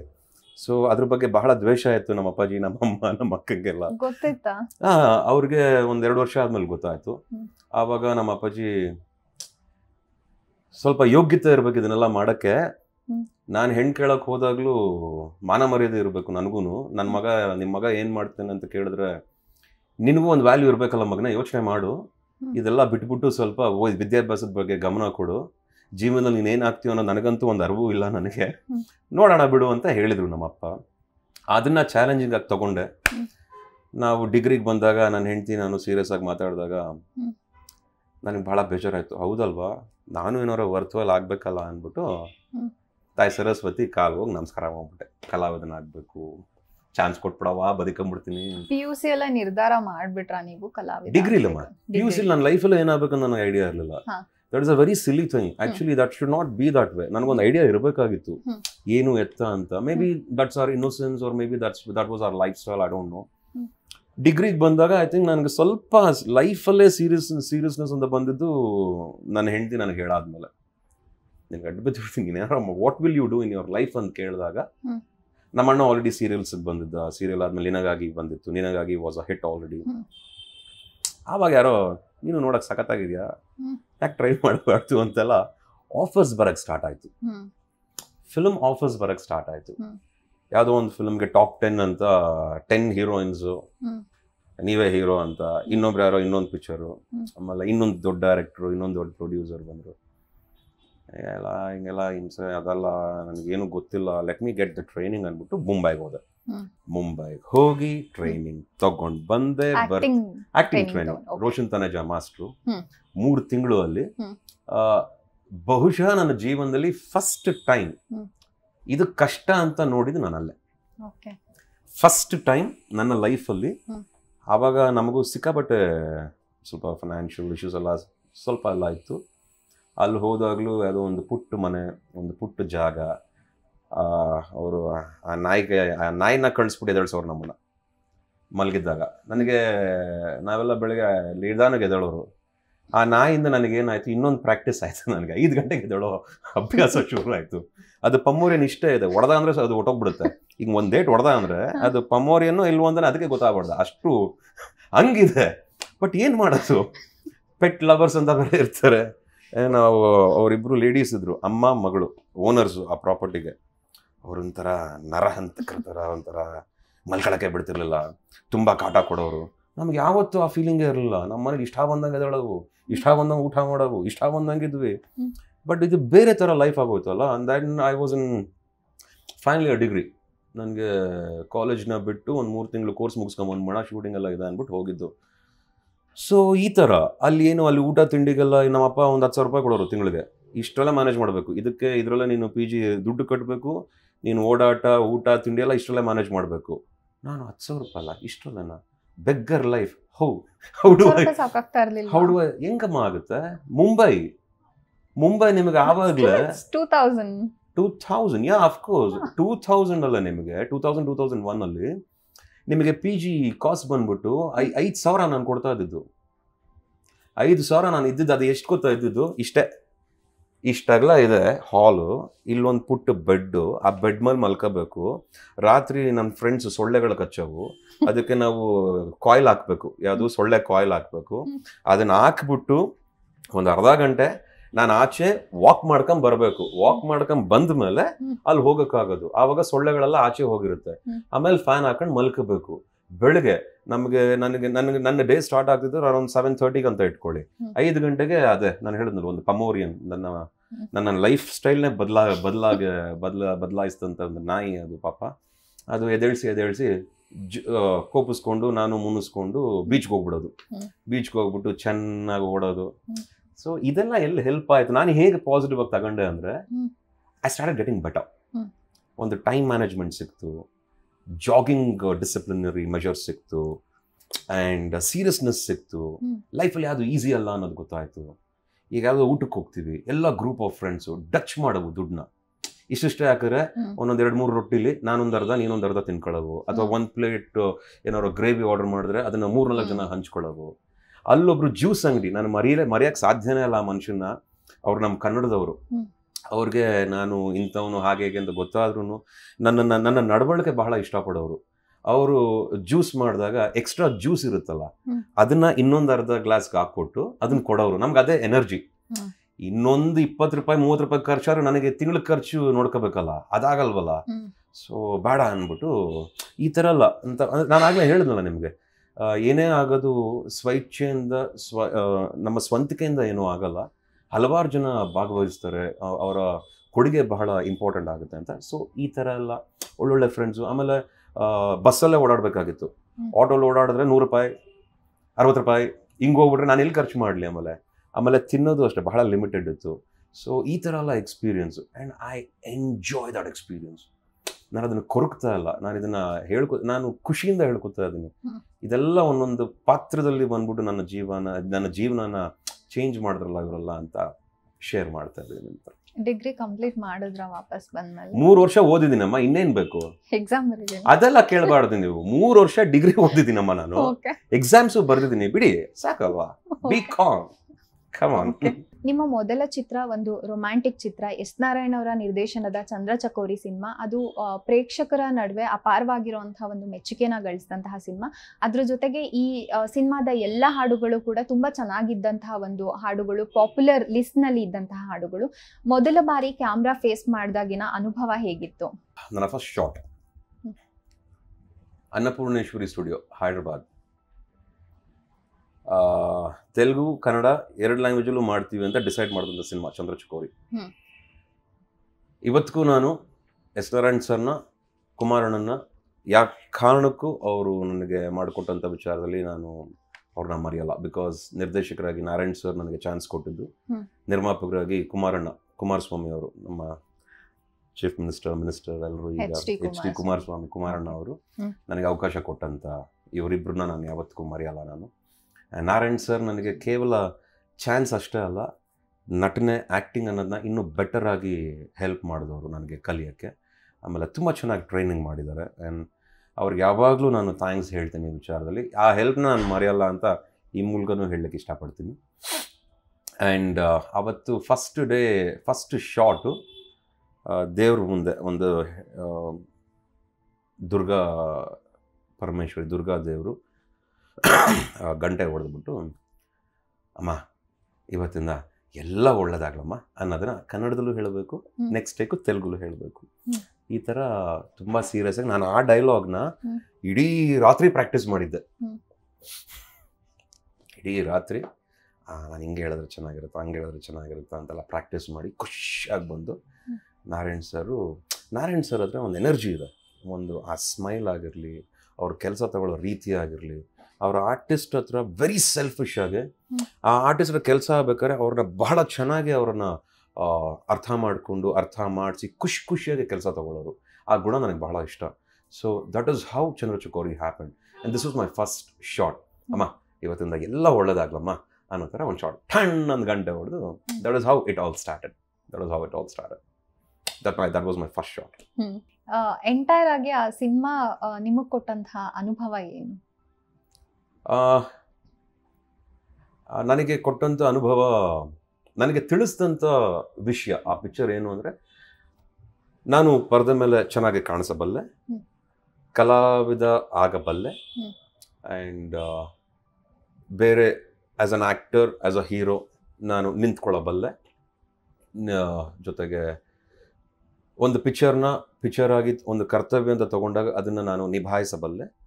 ಅನ್ನೋ ಅಷ್ಟು ವಿಷಯಗಳು ನನಗೆ ಆ ಸಿನಿಮಾ ಕಲಿಸ್ಕೊಡ್ತು ನನಗೆ ಬೇಸಿಕಲಿ. ಅಲ್ಲಿವರೆಗೂ ಅದಕ್ಕೆ ಮುಂಚೆ ಯಾವುದೋ ಒಂದು ಫೋಟೋ ಶೂಟ್ ಎಲ್ಲ ಮಾಡಿದಾಗ ಇವ್ನು ಫೋಟೋಜೆನಿಕ್ ಅಲ್ಲ, ಇವನೇನು ಇವ್ರ ಅಣ್ಣ ಹೀರೋ ಆಗಿದ ತಕ್ಷಣ ಇವ್ನು ಹೀರೋ ಆಗ್ಬಿಡೋಕ್ಕಾಗುತ್ತಾ ಅನ್ನೋ ಥರ ಎಲ್ಲ ತುಂಬ ಕಾಮೆಂಟ್ಸ್ ಎಲ್ಲ ಬಂದಿತ್ತು. ಬಟ್ ಅದನ್ನೆಲ್ಲ ನಾನು ಬರೀ ಕೇಳಿಸ್ಕೊಂಡಿದ್ದೆ, ನಾನೆಲ್ಲೂ ಅದ್ರ ಬಗ್ಗೆ ರಿಯಾಕ್ಟ್ ಮಾಡಿಕೊಂಡು ಬೇಜಾರು ಮಾಡ್ಕೊಳ್ಳೋದು ಫ್ರಸ್ಟ್ರೇಟ್ ಆಗಿರಲಿಲ್ಲ. ಯಾಕಂದರೆ ಮಿರರ್ ಮುಂದೆ ನನಗೆ ಗೊತ್ತು ನಾನು ಎಷ್ಟು ಚೆನ್ನಾಗಿ ಕಾಣಿಸ್ತಾ ಇದ್ದೀನಿ, ನಾನು ಏನು ಅಂತ ನನಗೆ ಗೊತ್ತಿತ್ತು. ಸೊ ಇದೆಲ್ಲ ಯಾರು ಏನೇ ಅಂದರೂ ನಮ್ಮಲ್ಲಿ ಒಂದು ನಂಬಿಕೆ ಅನ್ನೋ ಒಂದು ಶಕ್ತಿ ಇರುತ್ತೆ, ಅದಕ್ಕೆ ನಾವು ಮೋಸ ಮಾಡೋಕ್ಕಾಗಲ್ವಲ್ಲ. ಸೊ ನನ್ನ ಬಿಲೀಫ್ ನಮಗೆ ಯಾರೇನು ಅಂತಾರೋ ಅನ್ಲಿ ಬಿಡಿ. ಸೊ ಬಹುಶಃ ಕೆಲವರು ಇವತ್ತಿಗೂ ಅವ್ರನ್ನೆಲ್ಲ ಮೀಟ್ ಮಾಡ್ತೀನಿ, ಮಾತಾಡ್ತೀನಿ. And yeah that's it. ನಿಮ್ಮ ಎರಡನೆಯ ಚಿತ್ರ ಕಂಠಿ, ಈ ಚಿತ್ರದ ನಟನೆಗಾಗಿ ನಿಮಗೆ ಅತ್ಯುತ್ತಮ ನಟನೆಗಾಗಿ ಕರ್ನಾಟಕ ರಾಜ್ಯ ಚಲನಚಿತ್ರ ಪ್ರಶಸ್ತಿ ದೊರೆತಿತ್ತು. ಈ ಒಂದು ಸಿನಿಮಾದ ಅನುಭವಗಳನ್ನ ನಮ್ಮ ಜೊತೆ ಹಂಚ್ಕೊಳ್ಬಹುದಾ? ಕಂಠಿ ಕನಕಪುರ ಶ್ರೀನಿವಾಸ್ ಅವ್ರ ಪ್ರೊಡ್ಯೂಸರು, ಭರತ್ ನಿರ್ದೇಶಕರು. ಇವತ್ತು ಭರತ್ ಅವರು ಇಲ್ಲ, ಇವತ್ತು ಐ ಮಿಸ್ ಹಿಮ್. ಭರತ್ ಅವರು ಒಳ್ಳೆ ಡೈರೆಕ್ಟರು. ಆ ಪಿಕ್ಚರ್ಗೆ ಕತೆ ಎಲ್ಲ ಬಂದು ಮಾಡಿದಾಗ ನಮ್ಮ ಅಣ್ಣ ಕತೆ ಕೇಳಿದ್ದು ಕಂಠಿ. ಆ್ಯಕ್ಚುಲಿ ನಮ್ಮ ಅಣ್ಣ ಕತೆ ಕೇಳ್ಬಿಟ್ಟು, ಇಲ್ಲ ಈ ಪಿಕ್ಚರ್ ನೀನು ಮಾಡಬೇಕು, ನೀನು ಒಳ್ಳೇದಾಗುತ್ತೆ, ಈ ಪಿಕ್ಚರ್ ಚೆನ್ನಾಗಿರುತ್ತೆ, ಹಾಗೆ ಹೀಗೆ ಅಂತ ಹೇಳಿದ ನಮ್ಮ ಅಣ್ಣ. ನಾನು ಅವಾಗ ಕತೆ ಕೇಳೋಕ್ಕೂ ಪೇಷನ್ಸ್ ಇರಲಿಲ್ಲ ನನಗೆ. I was very irresponsible until 2010-12 ಅಂತ ಅಂದರೆ 10ವರೆಗೂ ತುಂಬ ಇರ್ರೆಸ್ಪಾನ್ಸಿಬಲ್. ಅಂದರೆ ನಂಬುವೆ, ನಿಮ್ಮ ನೀವು ಡೈರೆಕ್ಟ್ ಕೆಲಸ ಮಾಡ್ತಾರೆ, ಪ್ರೊಡ್ಯೂಸರ್ ಕೆಲಸ ಮಾಡ್ತಾರೆ, ಹೀರೋ ನಮ್ಮ ಕೆಲಸ ನಾವು ಮಾಡ್ತೀವಿ, ಪಿಕ್ಚರ್ ಮಾಡೋಣ ಅಂತಂದು ಹೋಗ್ತಾ ಇದ್ವಿ. ಏನಾದ್ರು ಸ್ವಲ್ಪ ಇನ್ವಾಲ್ವ್ ಆಗ್ತಾ ಇದ್ರೆ ಅದು ಇಂಟರ್ಫಿಯರೆನ್ಸ್ ಅಂತ ಸ್ಪ್ರೆಡ್ ಆಗೋದು ರೂಮರ್ಸು. ಸೊ ನಮ್ಮ ಅಪ್ಪಾಜಿ, ನಮ್ಮ ಫ್ಯಾಮಿಲಿ ಎಲ್ಲ ಒಂದು ಪಾಲಿಸಿ ಇದೆ, ನಾವು ಬರೀ ನಮ್ಮ ಕೆಲಸ ಅಚ್ಚಕಡೆ ಮಾಡ್ಬೇಕು, ಬೇರೆದೆಲ್ಲ ಮಾಡಬಾರ್ದು, ಹಾಗೆ ಹೀಗೆ ಅಂತೆಲ್ಲ ಹೇಳೋರು. ಸೊ ಬರೀ ನಮ್ಮದು ಮಾತ್ರ ನಾವು ಯೋಚನೆ ಮಾಡೋವು. ಸೊ ಈ ಥರ ಇತ್ತು ಲೈಫು. ಸೊ ಬಟ್ ಕಂಠಿ ಟೈಮಲ್ಲಿ ಭರತ್ ನನಗೆ ಹೇಳ್ಕೊಟ್ಟಂಥ ಆ್ಯಕ್ಟಿಂಗ್ ಪರ್ಫಾರ್ಮೆನ್ಸ್ ಆಗಿರಲಿ, ಆಮೇಲೆ Venu was the cameraman, ತಾರಮ್ಮ ಅವರಿದಾರಲ್ಲ, Tarak ಅವರ ಹಸ್ಬೆಂಡು ವೇಣು ಆವಾಗ. So Gurukiran was a music director, Ramya is again the heroine. So fabulous experience. ಬಹುಶಃ ಅವತ್ತು ನನಗೆ ಭರತ್ ಅವರು ನನ್ನ ಕೆಲವೊಳ್ಳೆ ಕೆಲಸ ತೊಗೊಂಡ್ರು, ಆ್ಯಂಡ್ ಅದು ಎಲ್ಲ ಅಭಿಮಾನಿಗಳಿಗೆಲ್ಲ ಇಷ್ಟ ಆಯಿತು. ಮತ್ತೊಂದು ಅವಕಾಶ ನನಗೆ, ಆ್ಯಂಡ್ ಇನ್ನೊಂದು ಹಂತಕ್ಕೆ ಒಬ್ಬ ಮಾಸ್ ಹೀರೋ ಅಂತ ಒಂದು ಹೆಸರು ಸಹ ಸಿಕ್ತು ಆ ಪಿಕ್ಚರಿಂದ. ಆ್ಯಂಡ್ ಅಲ್ಲಿಂದ ಟೇಕ್ ಆಫ್ ಆಯಿತು. ಮಾಸು ಹ್ಯಾಂಡಲ್ ಮಾಡ್ತಾನೆ, ಲವ್ವು ಹ್ಯಾಂಡಲ್ ಮಾಡ್ತಾನೆ ಅನ್ನೋ ಒಂದು ಇಮೇಜ್ ಸಿಕ್ತು ಅವತ್ತು. ಆ್ಯಂಡ್ ನನ್ನ ಕಸಿನ್ ಪ್ರಕಾಶಣ ಅಂತ ಇದ್ದಾರೆ, ಮಿಲನ ಡೈರೆಕ್ಟ್ರು, ಅವರು ಬಂದ್ಬಿಟ್ಟು ಕಟೌಟ್ರು ನಿಂಗೆ ನೋಡ್ಬಿಟ್ಟು, ನರ್ತಕಿಲ್ಲಿ ನಿಂತ್ಕೊಂಡೆ ಕಣ, ನಿಂತ್ಕೊಂಡೆ, ಬಂದ ನೀನು ಅಂದು. ಆವಾಗ ನಾವೆಲ್ಲ ಮಕ್ಕಳಲ್ವಾ, ಏನು ಬಂದೆ, ಏನು ಮಾತಾಡ್ತೀಯ ಮಮ್ಮ, ಅಣ್ಣ ಏನು ಮಾತಾಡ್ತೀಯ ಅಣ್ಣ ನೀನು, ಸರಿ ಬಾ ಆಯ್ತು ಬಾ ಅಣ್ಣ, ಆಯ್ತು ಬಿಡು ಸರಿ. ಅಂದರೆ ಏನು ಗೊತ್ತಿರಲಿಲ್ಲ, ವೆರಿ ಇನ್ನೋಸೆಂಟ್ ಕಣಮ್ಮ. ನಮ್ಮನ್ನ ಯಾವ ಆಡಂಬರ, ಆಸ್ತಿ, ಅಂತಸ್ತು, ದುಡ್ಡು, ವಜ್ರ ವೈಡೂರ ನಮ್ಮನ್ನ ಕೊಂಡ್ಕೊಳಕ್ ಸಾಧ್ಯನೇ ಇಲ್ಲ. ನಾವು ಅದಕ್ಕೆ ಬೀಳ್ತಾನೂ ಇಲ್ಲ, ನಮಗದು ಇಷ್ಟನೂ ಇಲ್ಲ. ಪ್ರೀತಿ ವಿಶ್ವಾಸಕ್ಕೆ ಮಾತ್ರ ನಾವು ತಲೆಬಾಗೋರು, ಸ್ನೇಹ ಬೆಳೆಸೋರು. ಸೊ ಹಾಗೆ ಬೆಳೆದ್ವಿ. ಸೊ ಅಷ್ಟೇ ಇನ್ನೋಸೆನ್ಸ್ ಈಗಲೂ ಇದೆ ಅಂತ ಅಂದ್ಕೊಂಡಿದ್ವಿ. ನಿಮ್ಮ ಯಶವಂತ್ ಸಿನಿಮಾ ಒಂದು ಆಕ್ಷನ್ ಡ್ರಾಮಾ. ಈ ಸಿನಿಮಾಗಾಗಿ ನೀವೇ ಸ್ಟಂಟ್ಗಳನ್ನು ಮಾಡಿದ್ರಿ. ಅದೇ ಅಭ್ಯಾಸ ನಂತರದ ನಿಮ್ಮ ಮುಂದಿನ ಸಿನಿಮಾಗಳಲ್ಲಿ ಕೂಡ ಮುಂದುವರಿತಾ ಹೋಯಿತು. ನಿಮ್ಮ ಇತ್ತೀಚಿನ ಹೊಸ ಚಿತ್ರ ಬಗೀರದಲ್ಲಿ ಕೂಡ ಸಾಹಸ ದೃಶ್ಯಗಳನ್ನು ನೀವೇ ನಿಭಾಯಿಸಿದ್ದೀರಾ. ಶೂಟಿಂಗ್ ಮಧ್ಯದಲ್ಲಿ ನಿಮಗೆ ನೋವಾದರೂ ಕೂಡ, ಒಂದು ಅಪಘಾತಗಳಾದರೂ ಕೂಡ ಬಿಡದೆ ನಿಮ್ಮ ಫೈಟ್ಸ್ಗಳನ್ನು ನೀವೇ ಪೂರೈಸ್ತೀರಿ. ಈ ಒಂದು ಸಾಹಸ ಪ್ರವೃತ್ತಿಯತ್ತ ನಿಮ್ಮ ಆಸಕ್ತಿಗೆ ಕಾರಣ ಏನು? ನಾನು ನನ್ನನ್ನು ಚಾಲೆಂಜ್ ಮಾಡ್ಕೋತೀನಿ ಯಾವಾಗಲೂ. ನಾನು ನನ್ನ ಪ್ರೀವಿಯಸ್ ಫಿಲಮ್ಗಿಂತ ಈ ಪಿಕ್ಚರ್ ಏನು ಚೆನ್ನಾಗಿ ಮಾಡಬಲ್ಲೆ, ನಾನು ಇನ್ನೇನು ಕೊಡಬಲ್ಲೆ, ಇನ್ನೇನು ವಿಷಯನ ತಿಳಿಸಬಲ್ಲೆ ನಮ್ಮ ಆಡಿಯನ್ಸ್ಗೆ ಅನ್ನೋದನ್ನ ಯಾವಾಗಲೂ ಟ್ರೈ ಮಾಡ್ತಾ ಇರ್ತೀನಿ.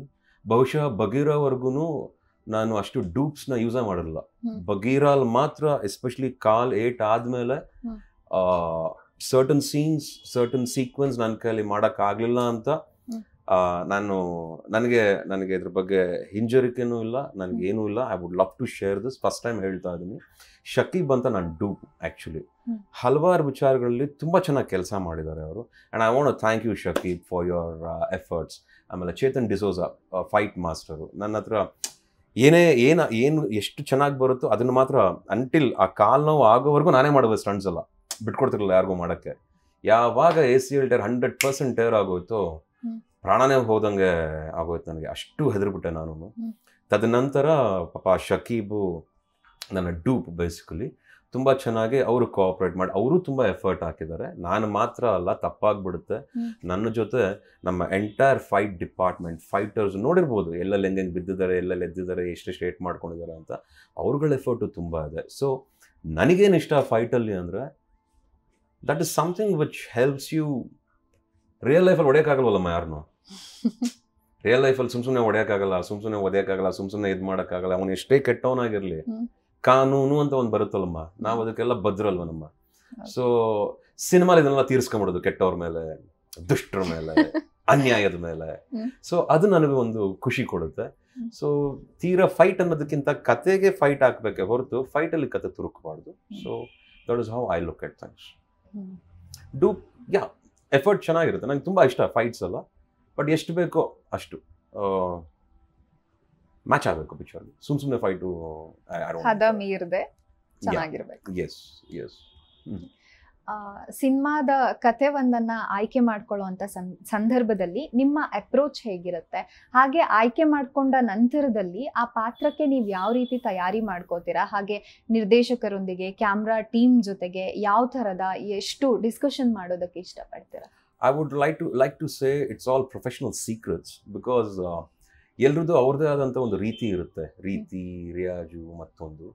ಈಗ ನಾನೇನೋ ಹೇಳಿ ಅದನ್ನು ಇನ್ನೊಬ್ರೇನೋ ಕಲಿತು ಅದನ್ನು ಅಳವಡಿಸ್ಕೊಂಡು ಅವ್ರಿಗೂ ಸರಿ ಹೋಗುತ್ತೆ ಅನ್ನೋದನ್ನ ನಾನು ನಂಬಲ್ಲ. ಯಾಕೆ ಅಂದರೆ I am still too young to share these things.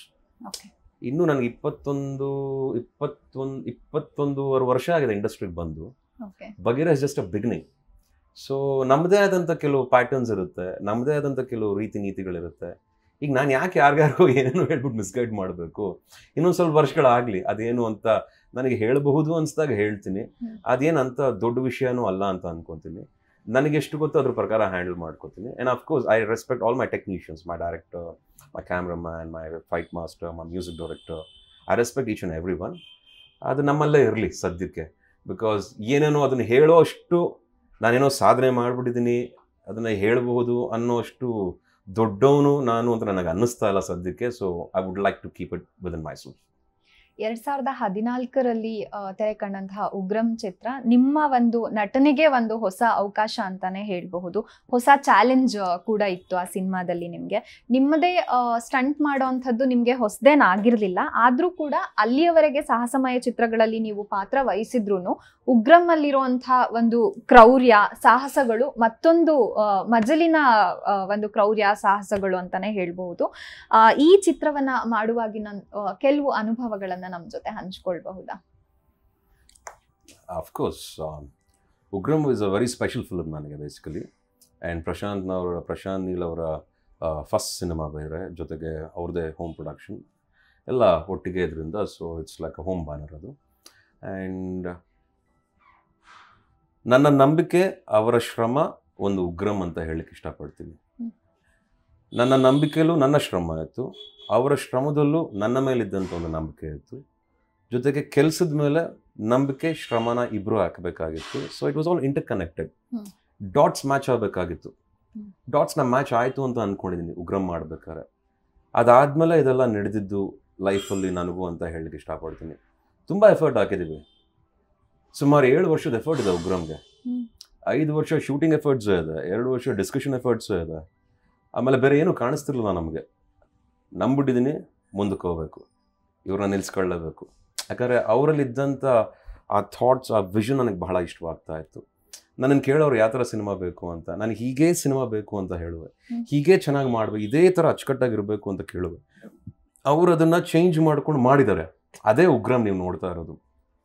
1 ವರ್ಷನ ಆದಮೇಲೂ ಇಲ್ಲ ಇನ್ನೇನಾರು ಮಾಡ್ಬೋದಾ ಅಂತ ಡಿಸ್ಕಷನ್ ಮಾಡಿದಾಗಲೂ ಕಂಪ್ಲೀಟ್ ರೀಶೂಟ್ ಮಾಡ್ಕೊಂಡು ಕರೆಕ್ಷನ್ ಶೂಟ್ ಮಾಡಿದ್ವಿ. 40-45 ದಿನ ಶೂಟ್ ಮಾಡಿಕೊಂಡು. ಬಹುಶಃ ಆ ಫಿಲ್ಮು ಇವತ್ತು ಹಲವಾರು ಜನಗಳಿಗೆ ಹಲವಾರು ರೀತಿಲಿ it is like a book ಅಂತ ನಾನು ಅನ್ಕೋತೀನಿ. It's like a book.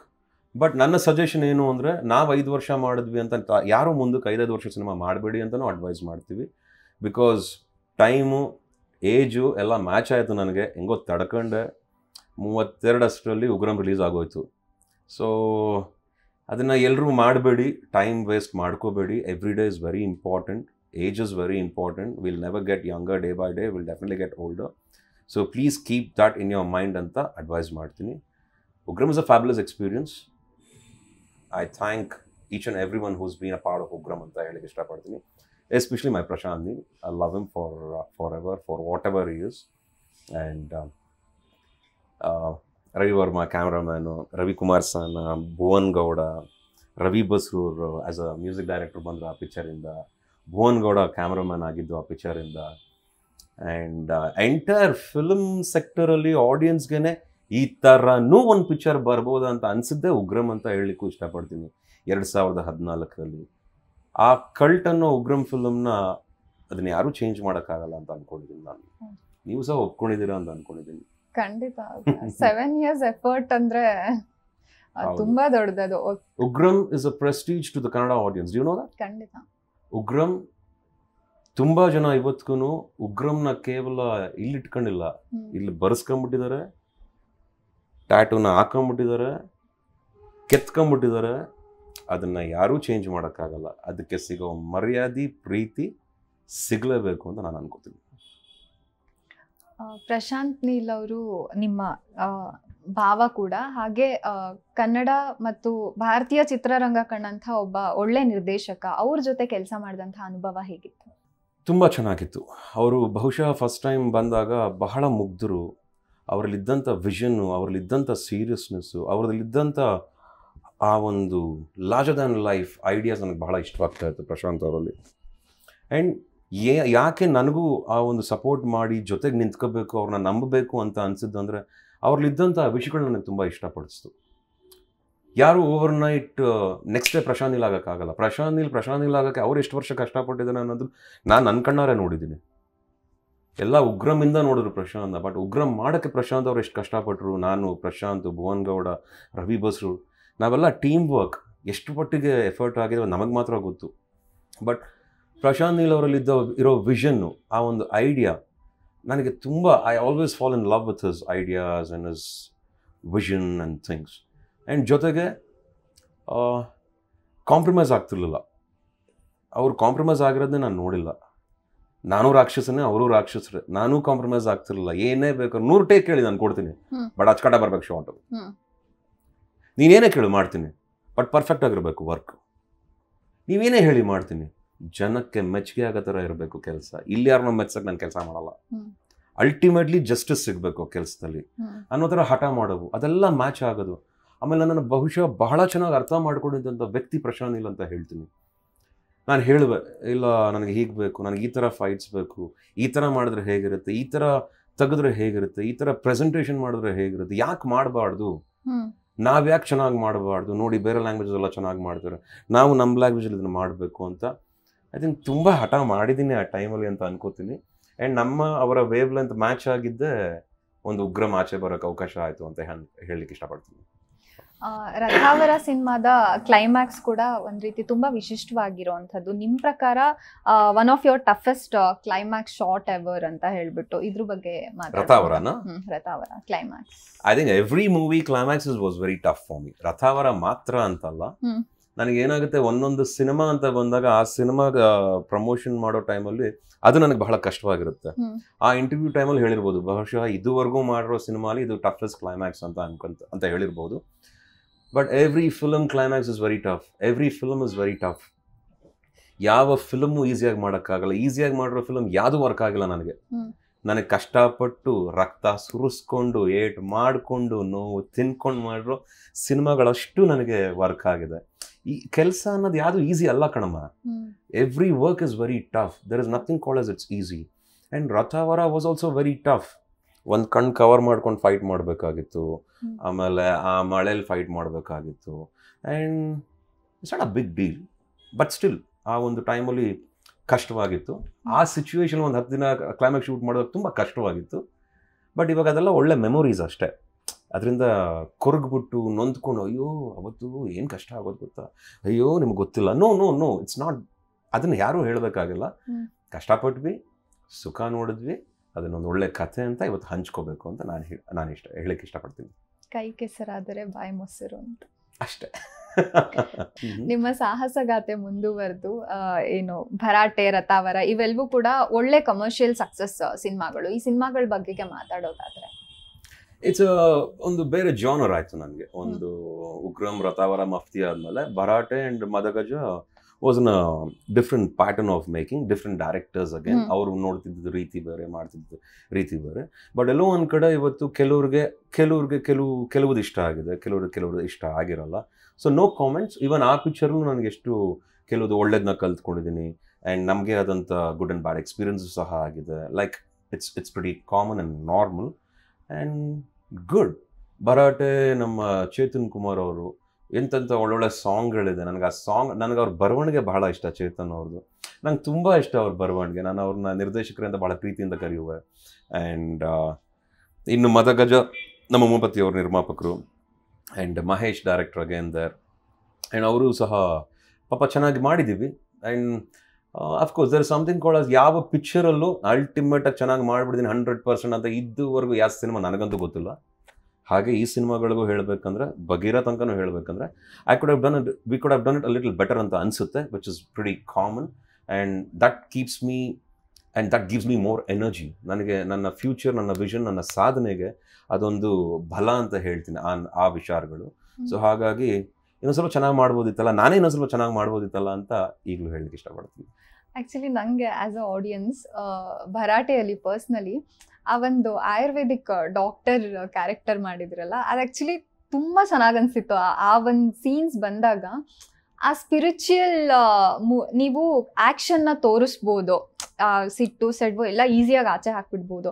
But ಅದೊಂಥರ ಒಂದು ಸ್ಪಿರಿಚುವಲ್ ಮೋಡ್ನ ಆಚೆ ಹಾಕೋದಿದೆಯಲ್ಲ, ಆ ಒಂದು ಕಂಪ್ಲೀಟ್ ಎನ್ವಿರಾನ್ಮೆಂಟ್ನ ನಮ್ಮ ಮುಖಭಾವದ ಮೂಲಕ ಕೊಡೋದಿದೆಯಲ್ಲ, ಐ ಥಿಂಕ್ ಸ್ವಲ್ಪ ಕಷ್ಟ ಅನಿಸುತ್ತೆ ನನಗೆ. ಆ್ಯಕ್ಚುಲಿ ಪರ್ಸ್ನಲಿ ಆ ಒಂದು ಏನು ಸೀನ್ಸ್ ಬರ್ತಾ ಇತ್ತು, ನನಗೆ ಅದು ಇಷ್ಟ ಆಗಿತ್ತು.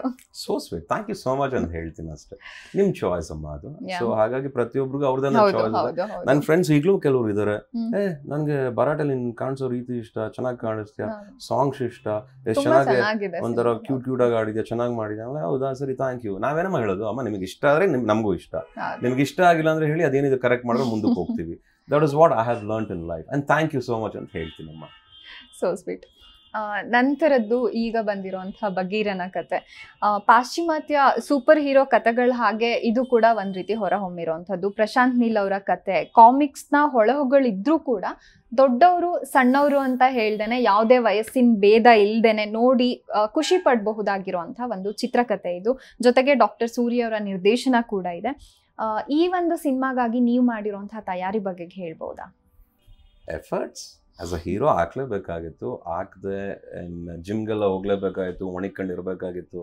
ನಮಗೆ ತಿನ್ನಕ್ಕೆ ಭಾಳ ಇಷ್ಟ, ತಿನ್ನಕ್ಕೆ ಆಗ್ತಿರ್ಲಿಲ್ಲ.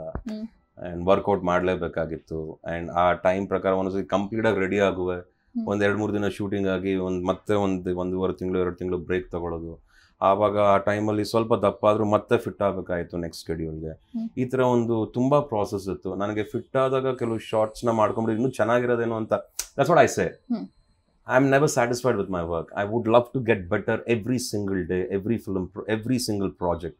ಲೈಕ್ ವೈಸ್ ಚೆನ್ನಾಗಿತ್ತು, ನೋ ಕಂಪ್ಲೇಂಟ್ಸ್ ಅಟ್ ಆಲ್. ಯಾವ ವಿಚಾರದಲ್ಲೂ ಎಲ್ಲರೂ ತುಂಬ ಚೆನ್ನಾಗಿ ಎಫರ್ಟ್ ಹಾಕಿದ್ದೀವಿ ಬಗೀರಲ್ಲಿ. ಆ್ಯಂಡ್ ನಂದು ಅದರಲ್ಲಿ ನನ್ನ ಒಂದು ಚಿಕ್ಕ ಪಾತ್ರ, ನನ್ನ ಎಫರ್ಟ್ಸ್ ಆ ವಿಚಾರದಲ್ಲಿ. ಆ್ಯಂಡ್ ಆ್ಯಸ್ ಅ ಹೀರೋ ತುಂಬ ಪ್ರೆಷರ್ ಇತ್ತು, ತುಂಬ ರೆಸ್ಪಾನ್ಸಿಬಿಲಿಟೀಸ್ ಇತ್ತು. ಈಗ ಒಬ್ಬ ನಿರ್ಮಾಪಕರು ಅಷ್ಟರ ಮಟ್ಟಿಗೆ ಒಂಬಾಳೆ ಫಿಲ್ಮ್ಸ್, ವಿಜಯ್ ಸರ್, ವಿಜಯ್ ಕಿರ್ಗುಂದೂರು ಅಷ್ಟರ ಮಟ್ಟಿಗೆ ಸಿನಿಮಾ ಮಾಡ್ತಾ ಇದ್ದಾರೆ. ನಿರ್ದೇಶಕರು ನಮ್ಮ ಸೂರ್ಯ ಅವರು ಒಂದು ಕಥೆನ, ಪ್ರಶಾಂತ್ ನೀಲ್ ಅವರು ಕೊಟ್ಟಂಥ ಒಂದು ಲೈನ್, ಒಂದು ಐಡಿಯಾನ ತೊಗೊಂಡು ಅದನ್ನು 2.5 ಗಂಟೆಗಳ ಕಾಲ ನಾನು ಬರೆದು ಸೀನ್ಸ್ ಮಾಡಿ, ಸ್ಕ್ರೀನ್ ಪ್ಲೇ ಮಾಡಿ, ಅದಕ್ಕೆ ಸಾಂಗ್ಸ್ ಅಂತ ಮೂಡಿಸಿ, ಅದಕ್ಕೆ ಕ್ಯಾರೆಕ್ಟರೈಸೇಷನ್ ಕೊಟ್ಟು ಮಾಡ್ತೀನಿ ಅನ್ನೋ ಒಬ್ಬ ನಿರ್ದೇಶಕರಿದ್ದಾಗ ನಂದೇ ಆದಂಥ ಕೆಲವು ಎಫರ್ಟ್ ನನಗೂ ಇರುತ್ತೆ. ಸೊ ನಾನು ಹೇಳೋದೇನೆಂದರೆ, ಎಲ್ಲರೂ ಎಫರ್ಟ್ಸ್ ಹಾಕ್ತಾರೆ. ಸೊ ನಾನು ನನ್ನ ಎಫರ್ಟ್ ಹಾಕಿದ್ದೀನಿ. ನನ್ನ ಎಫರ್ಟ್ ಬಗ್ಗೆ ನನಗೆ ಅಷ್ಟು ಒತ್ತು ಮಾತಾಡೋಕ್ಕೆ ಇಷ್ಟಪಡಲ್ಲ ನಾನು. ಇಟ್ಸ್ ಓಕೆ, ಮಾಡಿದ್ದೀನಿ, let us keep it very simple ಅಂತ ಹೇಳಕ್ಕೆ ಇಷ್ಟಪಡ್ತೀನಿ. ಸಾಹಸಮಯ ಸಿನಿಮಾಗಳಲ್ಲದೆ ಹಲವು ಜಾನರ್ನ ಸಿನಿಮಾಗಳಲ್ಲಿ ನೀವು ನಟನೆ ಮಾಡಿದ್ದೀರಾ. ಆಕ್ಷನ್ ಡ್ರಾಮಾಗಳಲ್ಲಿ ಬಗೀರ ಒಂದು ವಿಶಿಷ್ಟ ಸ್ಥಾನವನ್ನ ಪಡೆದಿರುತ್ತೆ. ನಿಮ್ಮ ಮುಂದಿನ ಪ್ರಾಜೆಕ್ಟ್ಗಳು ಬಗೀರನ ಸಾಲಿಗೆ ಸೇರುವಂತಹ ಪ್ರಾಜೆಕ್ಟ್ಗಳಾಗಿರತ್ತಾ? ಈ ಪ್ರಶ್ನೆ ಯಾಕೆ ಅಂದ್ರೆ ಚಿತ್ರರಂಗದಲ್ಲಿ ಹೀರೋಗಳಿಗೆ ಒಂದು ಸ್ಟಾರ್ಡಮ್ ಕೊಟ್ಟು ಒಂದು ಸ್ಟೀರಿಯೋಟಿಪಿಕಲ್ ಪೆಡೆಸ್ಟಲ್ ಮೇಲೆ ಕೂರಿಸ್ಬಿಡುವಂಥದ್ದು ಒಂದು ಅಭ್ಯಾಸ ಆಗ್ಬಿಡತ್ತೆ. ಅದರಲ್ಲೂ ಉಗ್ರಂ ಮತ್ತೆ ಬಗೀರಾ ಚಿತ್ರಗಳ ಸೂಪರ್ ಸಕ್ಸಸ್ ನಿಮ್ಮನ್ನ ಒಂದೇ ತರದ ಸ್ಟೀರಿಯೋಟೈಪ್ ಮಾಡಿಬಿಡುವಂಥ ಒಂದು ಅಪಾಯ ಕೂಡ ಇರುತ್ತೆ. ಉಗ್ರಂ ಚಿತ್ರದ ಯಶಸ್ಸಿನ ನಂತರ ನಿಮ್ಗೆ ಅದೇ ರೀತಿಯ 67 ಹೊಸ ಆಫರ್ಗಳು ಬಂದಿದ್ವು ಅಂತ ಹೇಳ್ಬಿಟ್ಟು ನೀವು ಅದ್ ಯಾವುದನ್ನು ಕೂಡ ಒಪ್ಲಿಲ್ಲ ಅಂತೆ. ಇದ್ರ ಬಗ್ಗೆಗೆ ನಿಮ್ಮ ನಿಲುವನ್ನ ಹೇಳ್ಬಹುದಾ? ಗೊತ್ತಿಲ್ಲ ಕಣಮ್ಮ. I don't know what I'm going to do and what will be the next. It's too early. ಏನೇ ಹೇಳಬೇಕಂದ್ರೂ ಈಗ ಒಂದು ಉಗ್ರಂ ಆದ್ಮೇಲೆ ಒಂದು ರಥಾವರ ಬರುತ್ತೆ, ಒಂದು ಮಫ್ತಿ ಬರುತ್ತೆ, 3 ಬೇರೆ ಕಥೆಗಳೇ. ಈಗ ಒಂದು ಭರಾಟೆ ಬರುತ್ತೆ, ಒಂದು ಮದಗಜ ಬರುತ್ತೆ, ಬೇರೆ ಕಥೆಗಳೇ. ಈಗ ಒಂದು ಬಗೀರ ಬಂದ್ಬಿಟ್ಟಿದೆ. ಈಗ ಬಗೀರ ಆದ್ಮೇಲೆ ಏನು ಮಾಡ್ತೀವಿ ಅನ್ನೋ ಪ್ರಶ್ನೆ ನಿಮಗೆ ಎಷ್ಟಿದೆಯೋ ನನಗೂ ಅಷ್ಟೇ ಇದೆ. ಆದರೆ ಉತ್ತರ ನನಗೆ ಮಾತ್ರ ಗೊತ್ತು ಏನು ಮಾಡ್ತೀನಿ ಅಂತ. ಬರಲಿ ಬಿಡಿ, ಬಂದಾಗ ಮಾತಾಡೋಣ. ಈಗೇನು ಹೇಳೋಕ್ಕಾಗಲ್ಲ. I don't like to discuss in prior or early ಯಾವ್ದ್ರ ಬಗ್ಗೆನೂ. ಅಷ್ಟೇ ಗಮನ ಹರಿಸ್ತಾ ಇದ್ದೀವಿ ಕತೆ ವಿಚಾರದಲ್ಲಿ, ಕ್ಯಾರೆಕ್ಟರೈಸೇಷನ್ ವಿಚಾರದಲ್ಲಿ. ಸೊ ಪ್ರತಿಯೊಂದು ಸಿನಿಮಾನು ಒಂದು ಸೆಪ್ರೇಟ್ ಕತೆ ಅಂತ ನೋಡಬೇಕೆ ಹೊರತು ಆ ಕಲರ್ ಈ ಕಲರ್ ಅಂತ ನೋಡಬಾರ್ದು ಅಂತ ನಾನು ಅನ್ಕೊತೀನಿ. ಕತೆಗೆ ಪ್ರಾಮುಖ್ಯತೆ ಕೊಡಬೇಕು. ಆ ಕತೆನ ನಾನು ಹೇಗೆ ನೋಡ್ತಾ ಇದ್ದೀನಿ ಅನ್ನೋದ್ರ ಬಗ್ಗೆ ಪ್ರಾಮುಖ್ಯತೆ ಕೊಡಬೇಕು. ನಾನು ರೆಡ್, ಬ್ಲ್ಯಾಕ್, ವೈಟ್ ಕಲರ್ ಏನಾರೋ ಹೇಳ್ಬೋದು, ಯಾವ ಥರ ಶೇಡಲ್ಲಾರು ಫಿಲ್ಮ್ ತೆಗಿಬೋದು.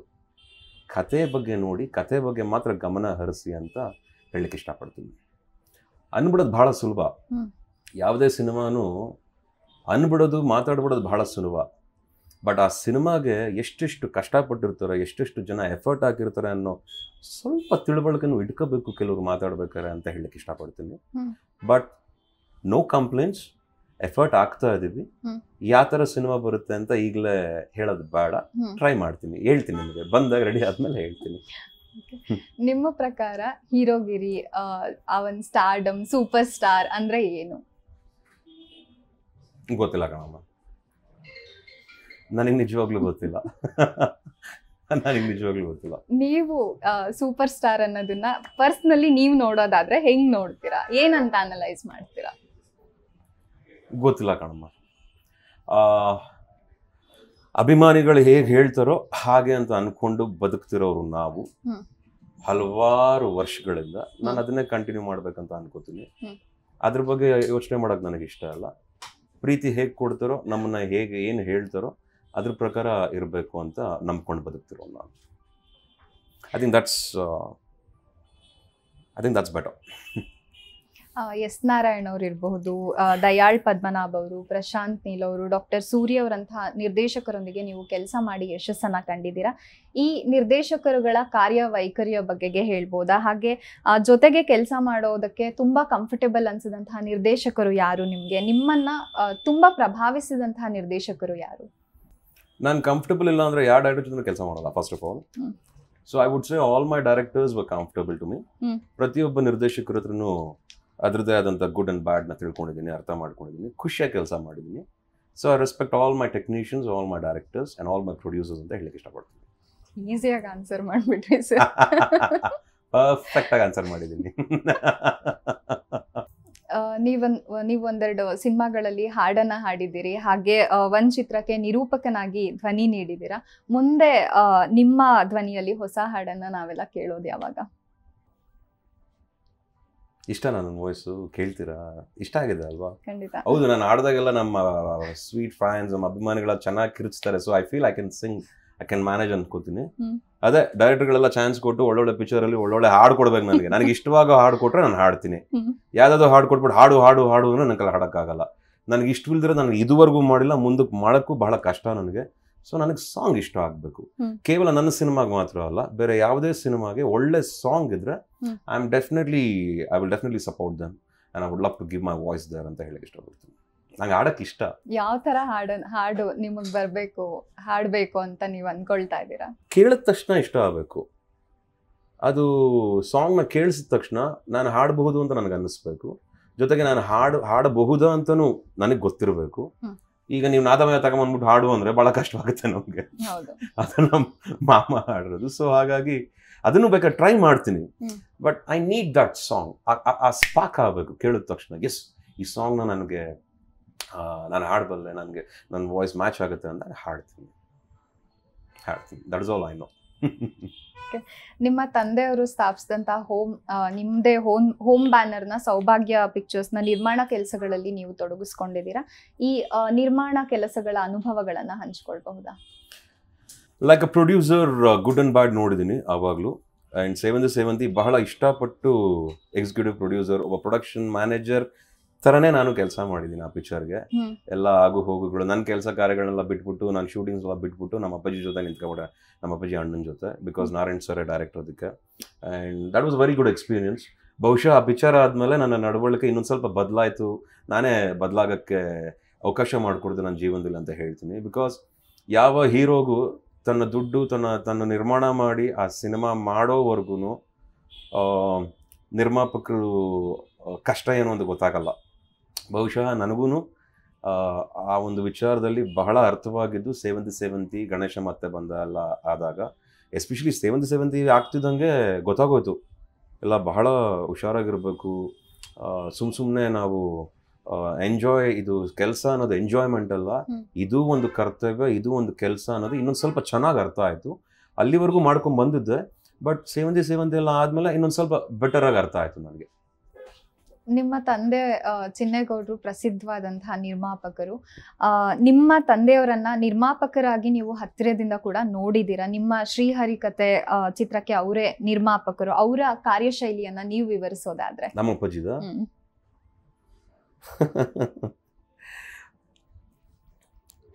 ನಮ್ಮ ಅಪ್ಪಾಜಿ ಅವರು ಒಳ್ಳೆ ನಿರ್ಮಾಪಕರು ಪಾಪ, very innocent producer.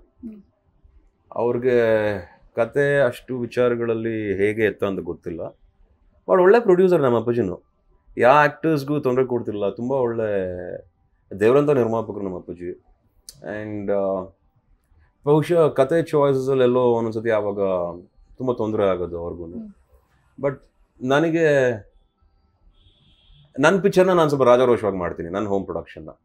I don't think twice, I don't ಅಷ್ಟು ಯೋಚನೆ ಮಾಡಲ್ಲ. ಬಿಕಾಸ್ ನಮ್ಮ ಅಪ್ಪಾಜಿ ದುಡ್ಡು, ನಾನೇನಾದ್ರು ಮಾಡ್ತೀನಿ ಅನ್ನೋ ಥರ ಆಲೋಚನೆಗಳಿತ್ತು. ಅದನ್ನು ಸ್ವಲ್ಪ ನಾನೇ ಚೇಂಜ್ ಮಾಡಿಕೊಂಡೆ. ಒಂದು ಫೈನ್ ಪಾಯಿಂಟ್, ಹಣ್ಣಕ್ಕೆ ಬೆಲೆ ಕೊಡಬೇಕು, ಅಪ್ಪನೇ ಆಗಿರ್ಬೋದು, ಬಟ್ ಅವರೊಬ್ಬರು ನಿರ್ಮಾಪಕರೇ ಅನ್ನೋದು ಗೊತ್ತಾಯಿತು. ಸೊ ನಯ ನಾಜುಕು ಮಾನ ಮರ್ಯಾದೆ ಇದೆಲ್ಲ ಸ್ವಲ್ಪ ಇಟ್ಕೊಂಡ್ಬಿಟ್ರೆ ಎಲ್ಲ ಟ್ರ್ಯಾಕಲ್ಲಿರುತ್ತೆ ಅಂತ ಅನ್ಕೋತೀನಿ. ಅದನ್ನೆಲ್ಲ ಕಲ್ತ್ಕೊಂಡ್ವಿ. ಸೊ ನಮ್ಮ ಅಪ್ಪಾಜಿನೂ ಒಳ್ಳೆ ಪ್ರೊಡ್ಯೂಸರೇ, ನೋ ಡೌಟ್ ಅಂತ ಹೇಳಕ್ಕೆ ಇಷ್ಟಪಡ್ತೀನಿ. ನೀವು ನಿಮ್ಮ ತಂದೆಯವ್ರ ಜೊತೆಗೆ ಪಾತ್ರಗಳನ್ನ ಚರ್ಚೆ ಮಾಡ್ತೀರಾ? ಮಾಡ್ತಿದ್ದೆ. ಈಗ ಸ್ವಲ್ಪ ಕಷ್ಟವಾಗ್ತಾ ಇದೆ because of the time and other things. But ಈಗಲೂ ಏನೇ ಡೌಟ್ ಇದ್ರು ನಮ್ಮ ಅಪ್ಪಾಜಿ ಹತ್ರ ನಾನು ಡಿಸ್ಕಸ್ ಮಾಡ್ಬೋದು ಅಂದ್ರೆ I still go discuss with him. ನೀವು ಇತ್ತೀಚೆಗೆ ಒಂದು ಸಿನಿಮಾವೊಂದರ ಟ್ರೇಲರ್ ಬಿಡುಗಡೆ ಸಮಾರಂಭದಲ್ಲಿ ಹೇಳಿದ್ದು, ಸಿನಿಮಾ ಮಾಡೋದಕ್ಕೆ ಅನವಶ್ಯಕವಾಗಿ ದುಡ್ಡು ಸುರಿಬಾರ್ದು, ಕಂಟೆಂಟ್ ಬಹುಮುಖ್ಯವಾಗುತ್ತೆ, ಆಡಂಬರ ಅಲ್ಲ ಅಂತ ಹೇಳ್ಬಿಟ್ಟು. ನಿಮಗೆ ಸ್ವತಂತ್ರವಾಗಿ ಸಿನಿಮಾ ನಿರ್ಮಾಣ ಮಾಡೋದಕ್ಕೆ ಆಸಕ್ತಿ ಇದೆಯಾ? ಇದೆ, ಹೇಳ್ತೀನಿ ಮಾಡಿದಾಗ. ಒಂದೇ ವರ್ಡಲ್ಲಿ ಆನ್ಸರ್ ಮಾಡ್ಬಿಟ್ರೆ ಸರ್? ಹೇಳ್ತೀನಿ. ಆಲೋಚನೆಗಳಿದೆ, ಅದಕ್ಕೂ ಸಮಯ, ಟೈಮು, ಸಂದರ್ಭ ಎಲ್ಲ ಕೂಡಬೇಕು, ಕತೆ ಸಿಗಬೇಕು, ಏನಾದ್ರು ನಿರ್ದೇಶಕರು ನನಗೂ ಅನಿಸ್ಬೇಕು, ಎಲ್ಲ ಕೂಡಿದಾಗ I think we will do it.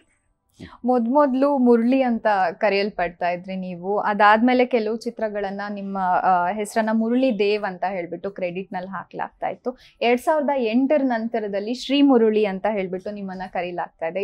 ಇದಕ್ಕೇನಾದ್ರೂ ಒಂದು ವಿಶೇಷವಾಗಿರುವಂತಹ ಕಾರಣ ಇದೆಯಾ? ಅದೇ ನ್ಯೂಮರಾಲಜಿ ಅಂತಾರಲ್ಲ, ಅಂಡ್ ಯೋರ್ ಬಿಲೀಫ್. ಮುರಳಿ ಅಂತ ಮಾಡಿದ್ದೆ. ಮುರಳಿ ಅಂತ ಹೆಸರಿಟ್ಕೊಂಡು ಮಾಡಿದಾಗ್ಲೂ ಚಂದ್ರಚೂರ್ 2 ವರ್ಷ ಓಡಿತು. ಕಂಟಿ ಬೆಸ್ಟ್ ಸ್ಟೇಟ್ ಆಕ್ಟರ್ ಅವಾರ್ಡ್ ಬಂತು, ಅದು ಹಿಟ್ಟೆ. ಒಂದಷ್ಟು ಅದಾದ್ಮೇಲೆ ಕೆಲವು ಸಿನಿಮಾಗಳು ಅಳ್ಳಾಡ್ತಾ ಇದ್ವು. ಆಮೇಲೆ ಮುರಳಿ ದೇವ್ ಅಂತ ಇಟ್ರು, ಹಿಂಗೆ ನ್ಯೂಮರಾಲಜಿ ಯಾರೋ ಹೇಳ್ಬಿಟ್ಟು. ಆಮೇಲೆ ಆ ಪಿಕ್ಚರ್ಗಳು ಯಾವುದು ನಡೀತಿರ್ಲಿಲ್ಲ.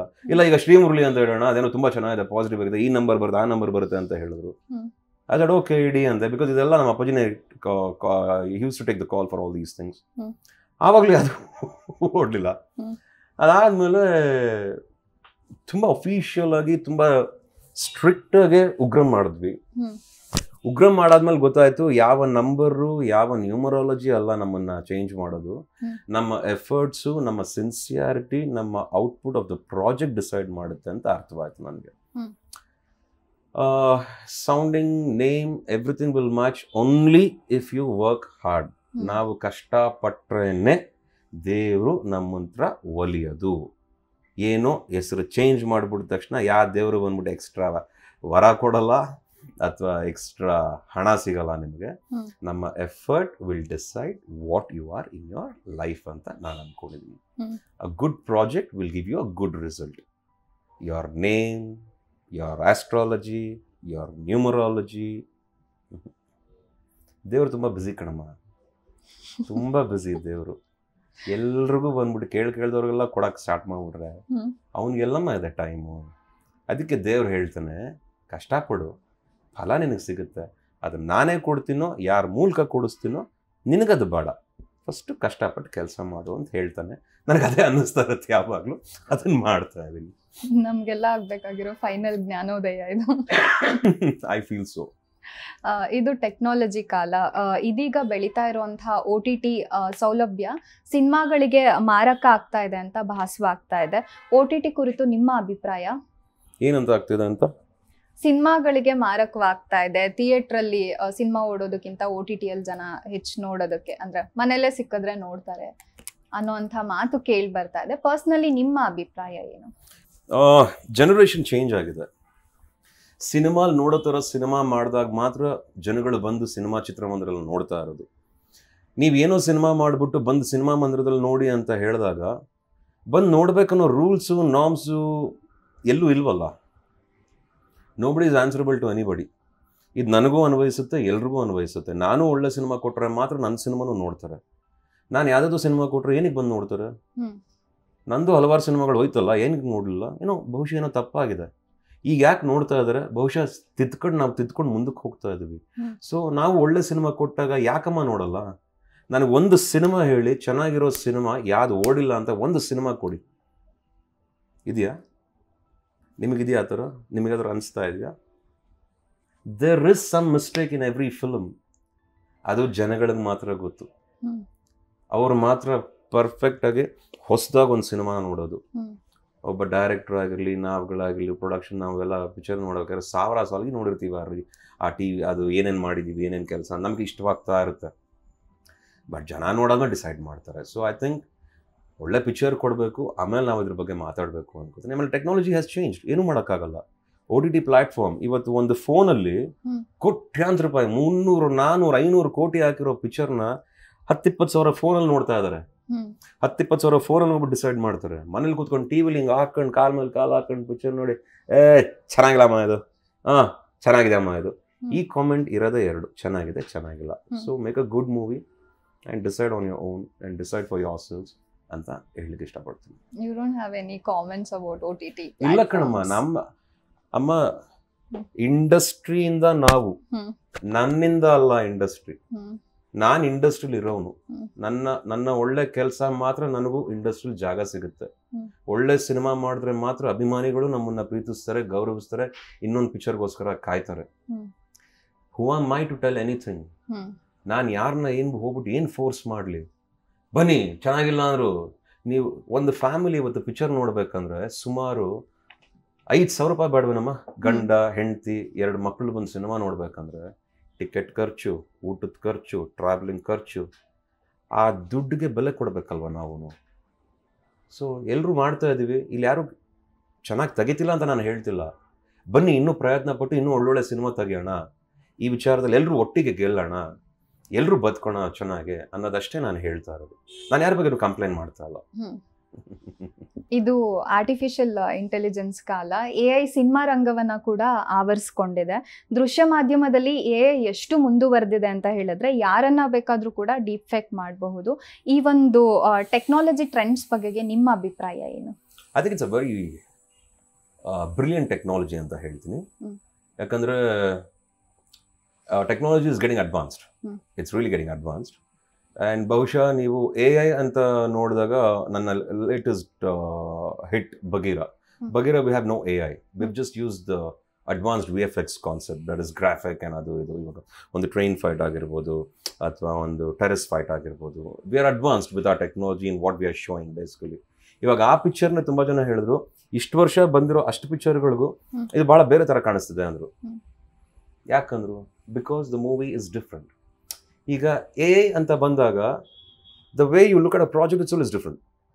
A is recreating yourself on screen. It is you, but I can recreate you.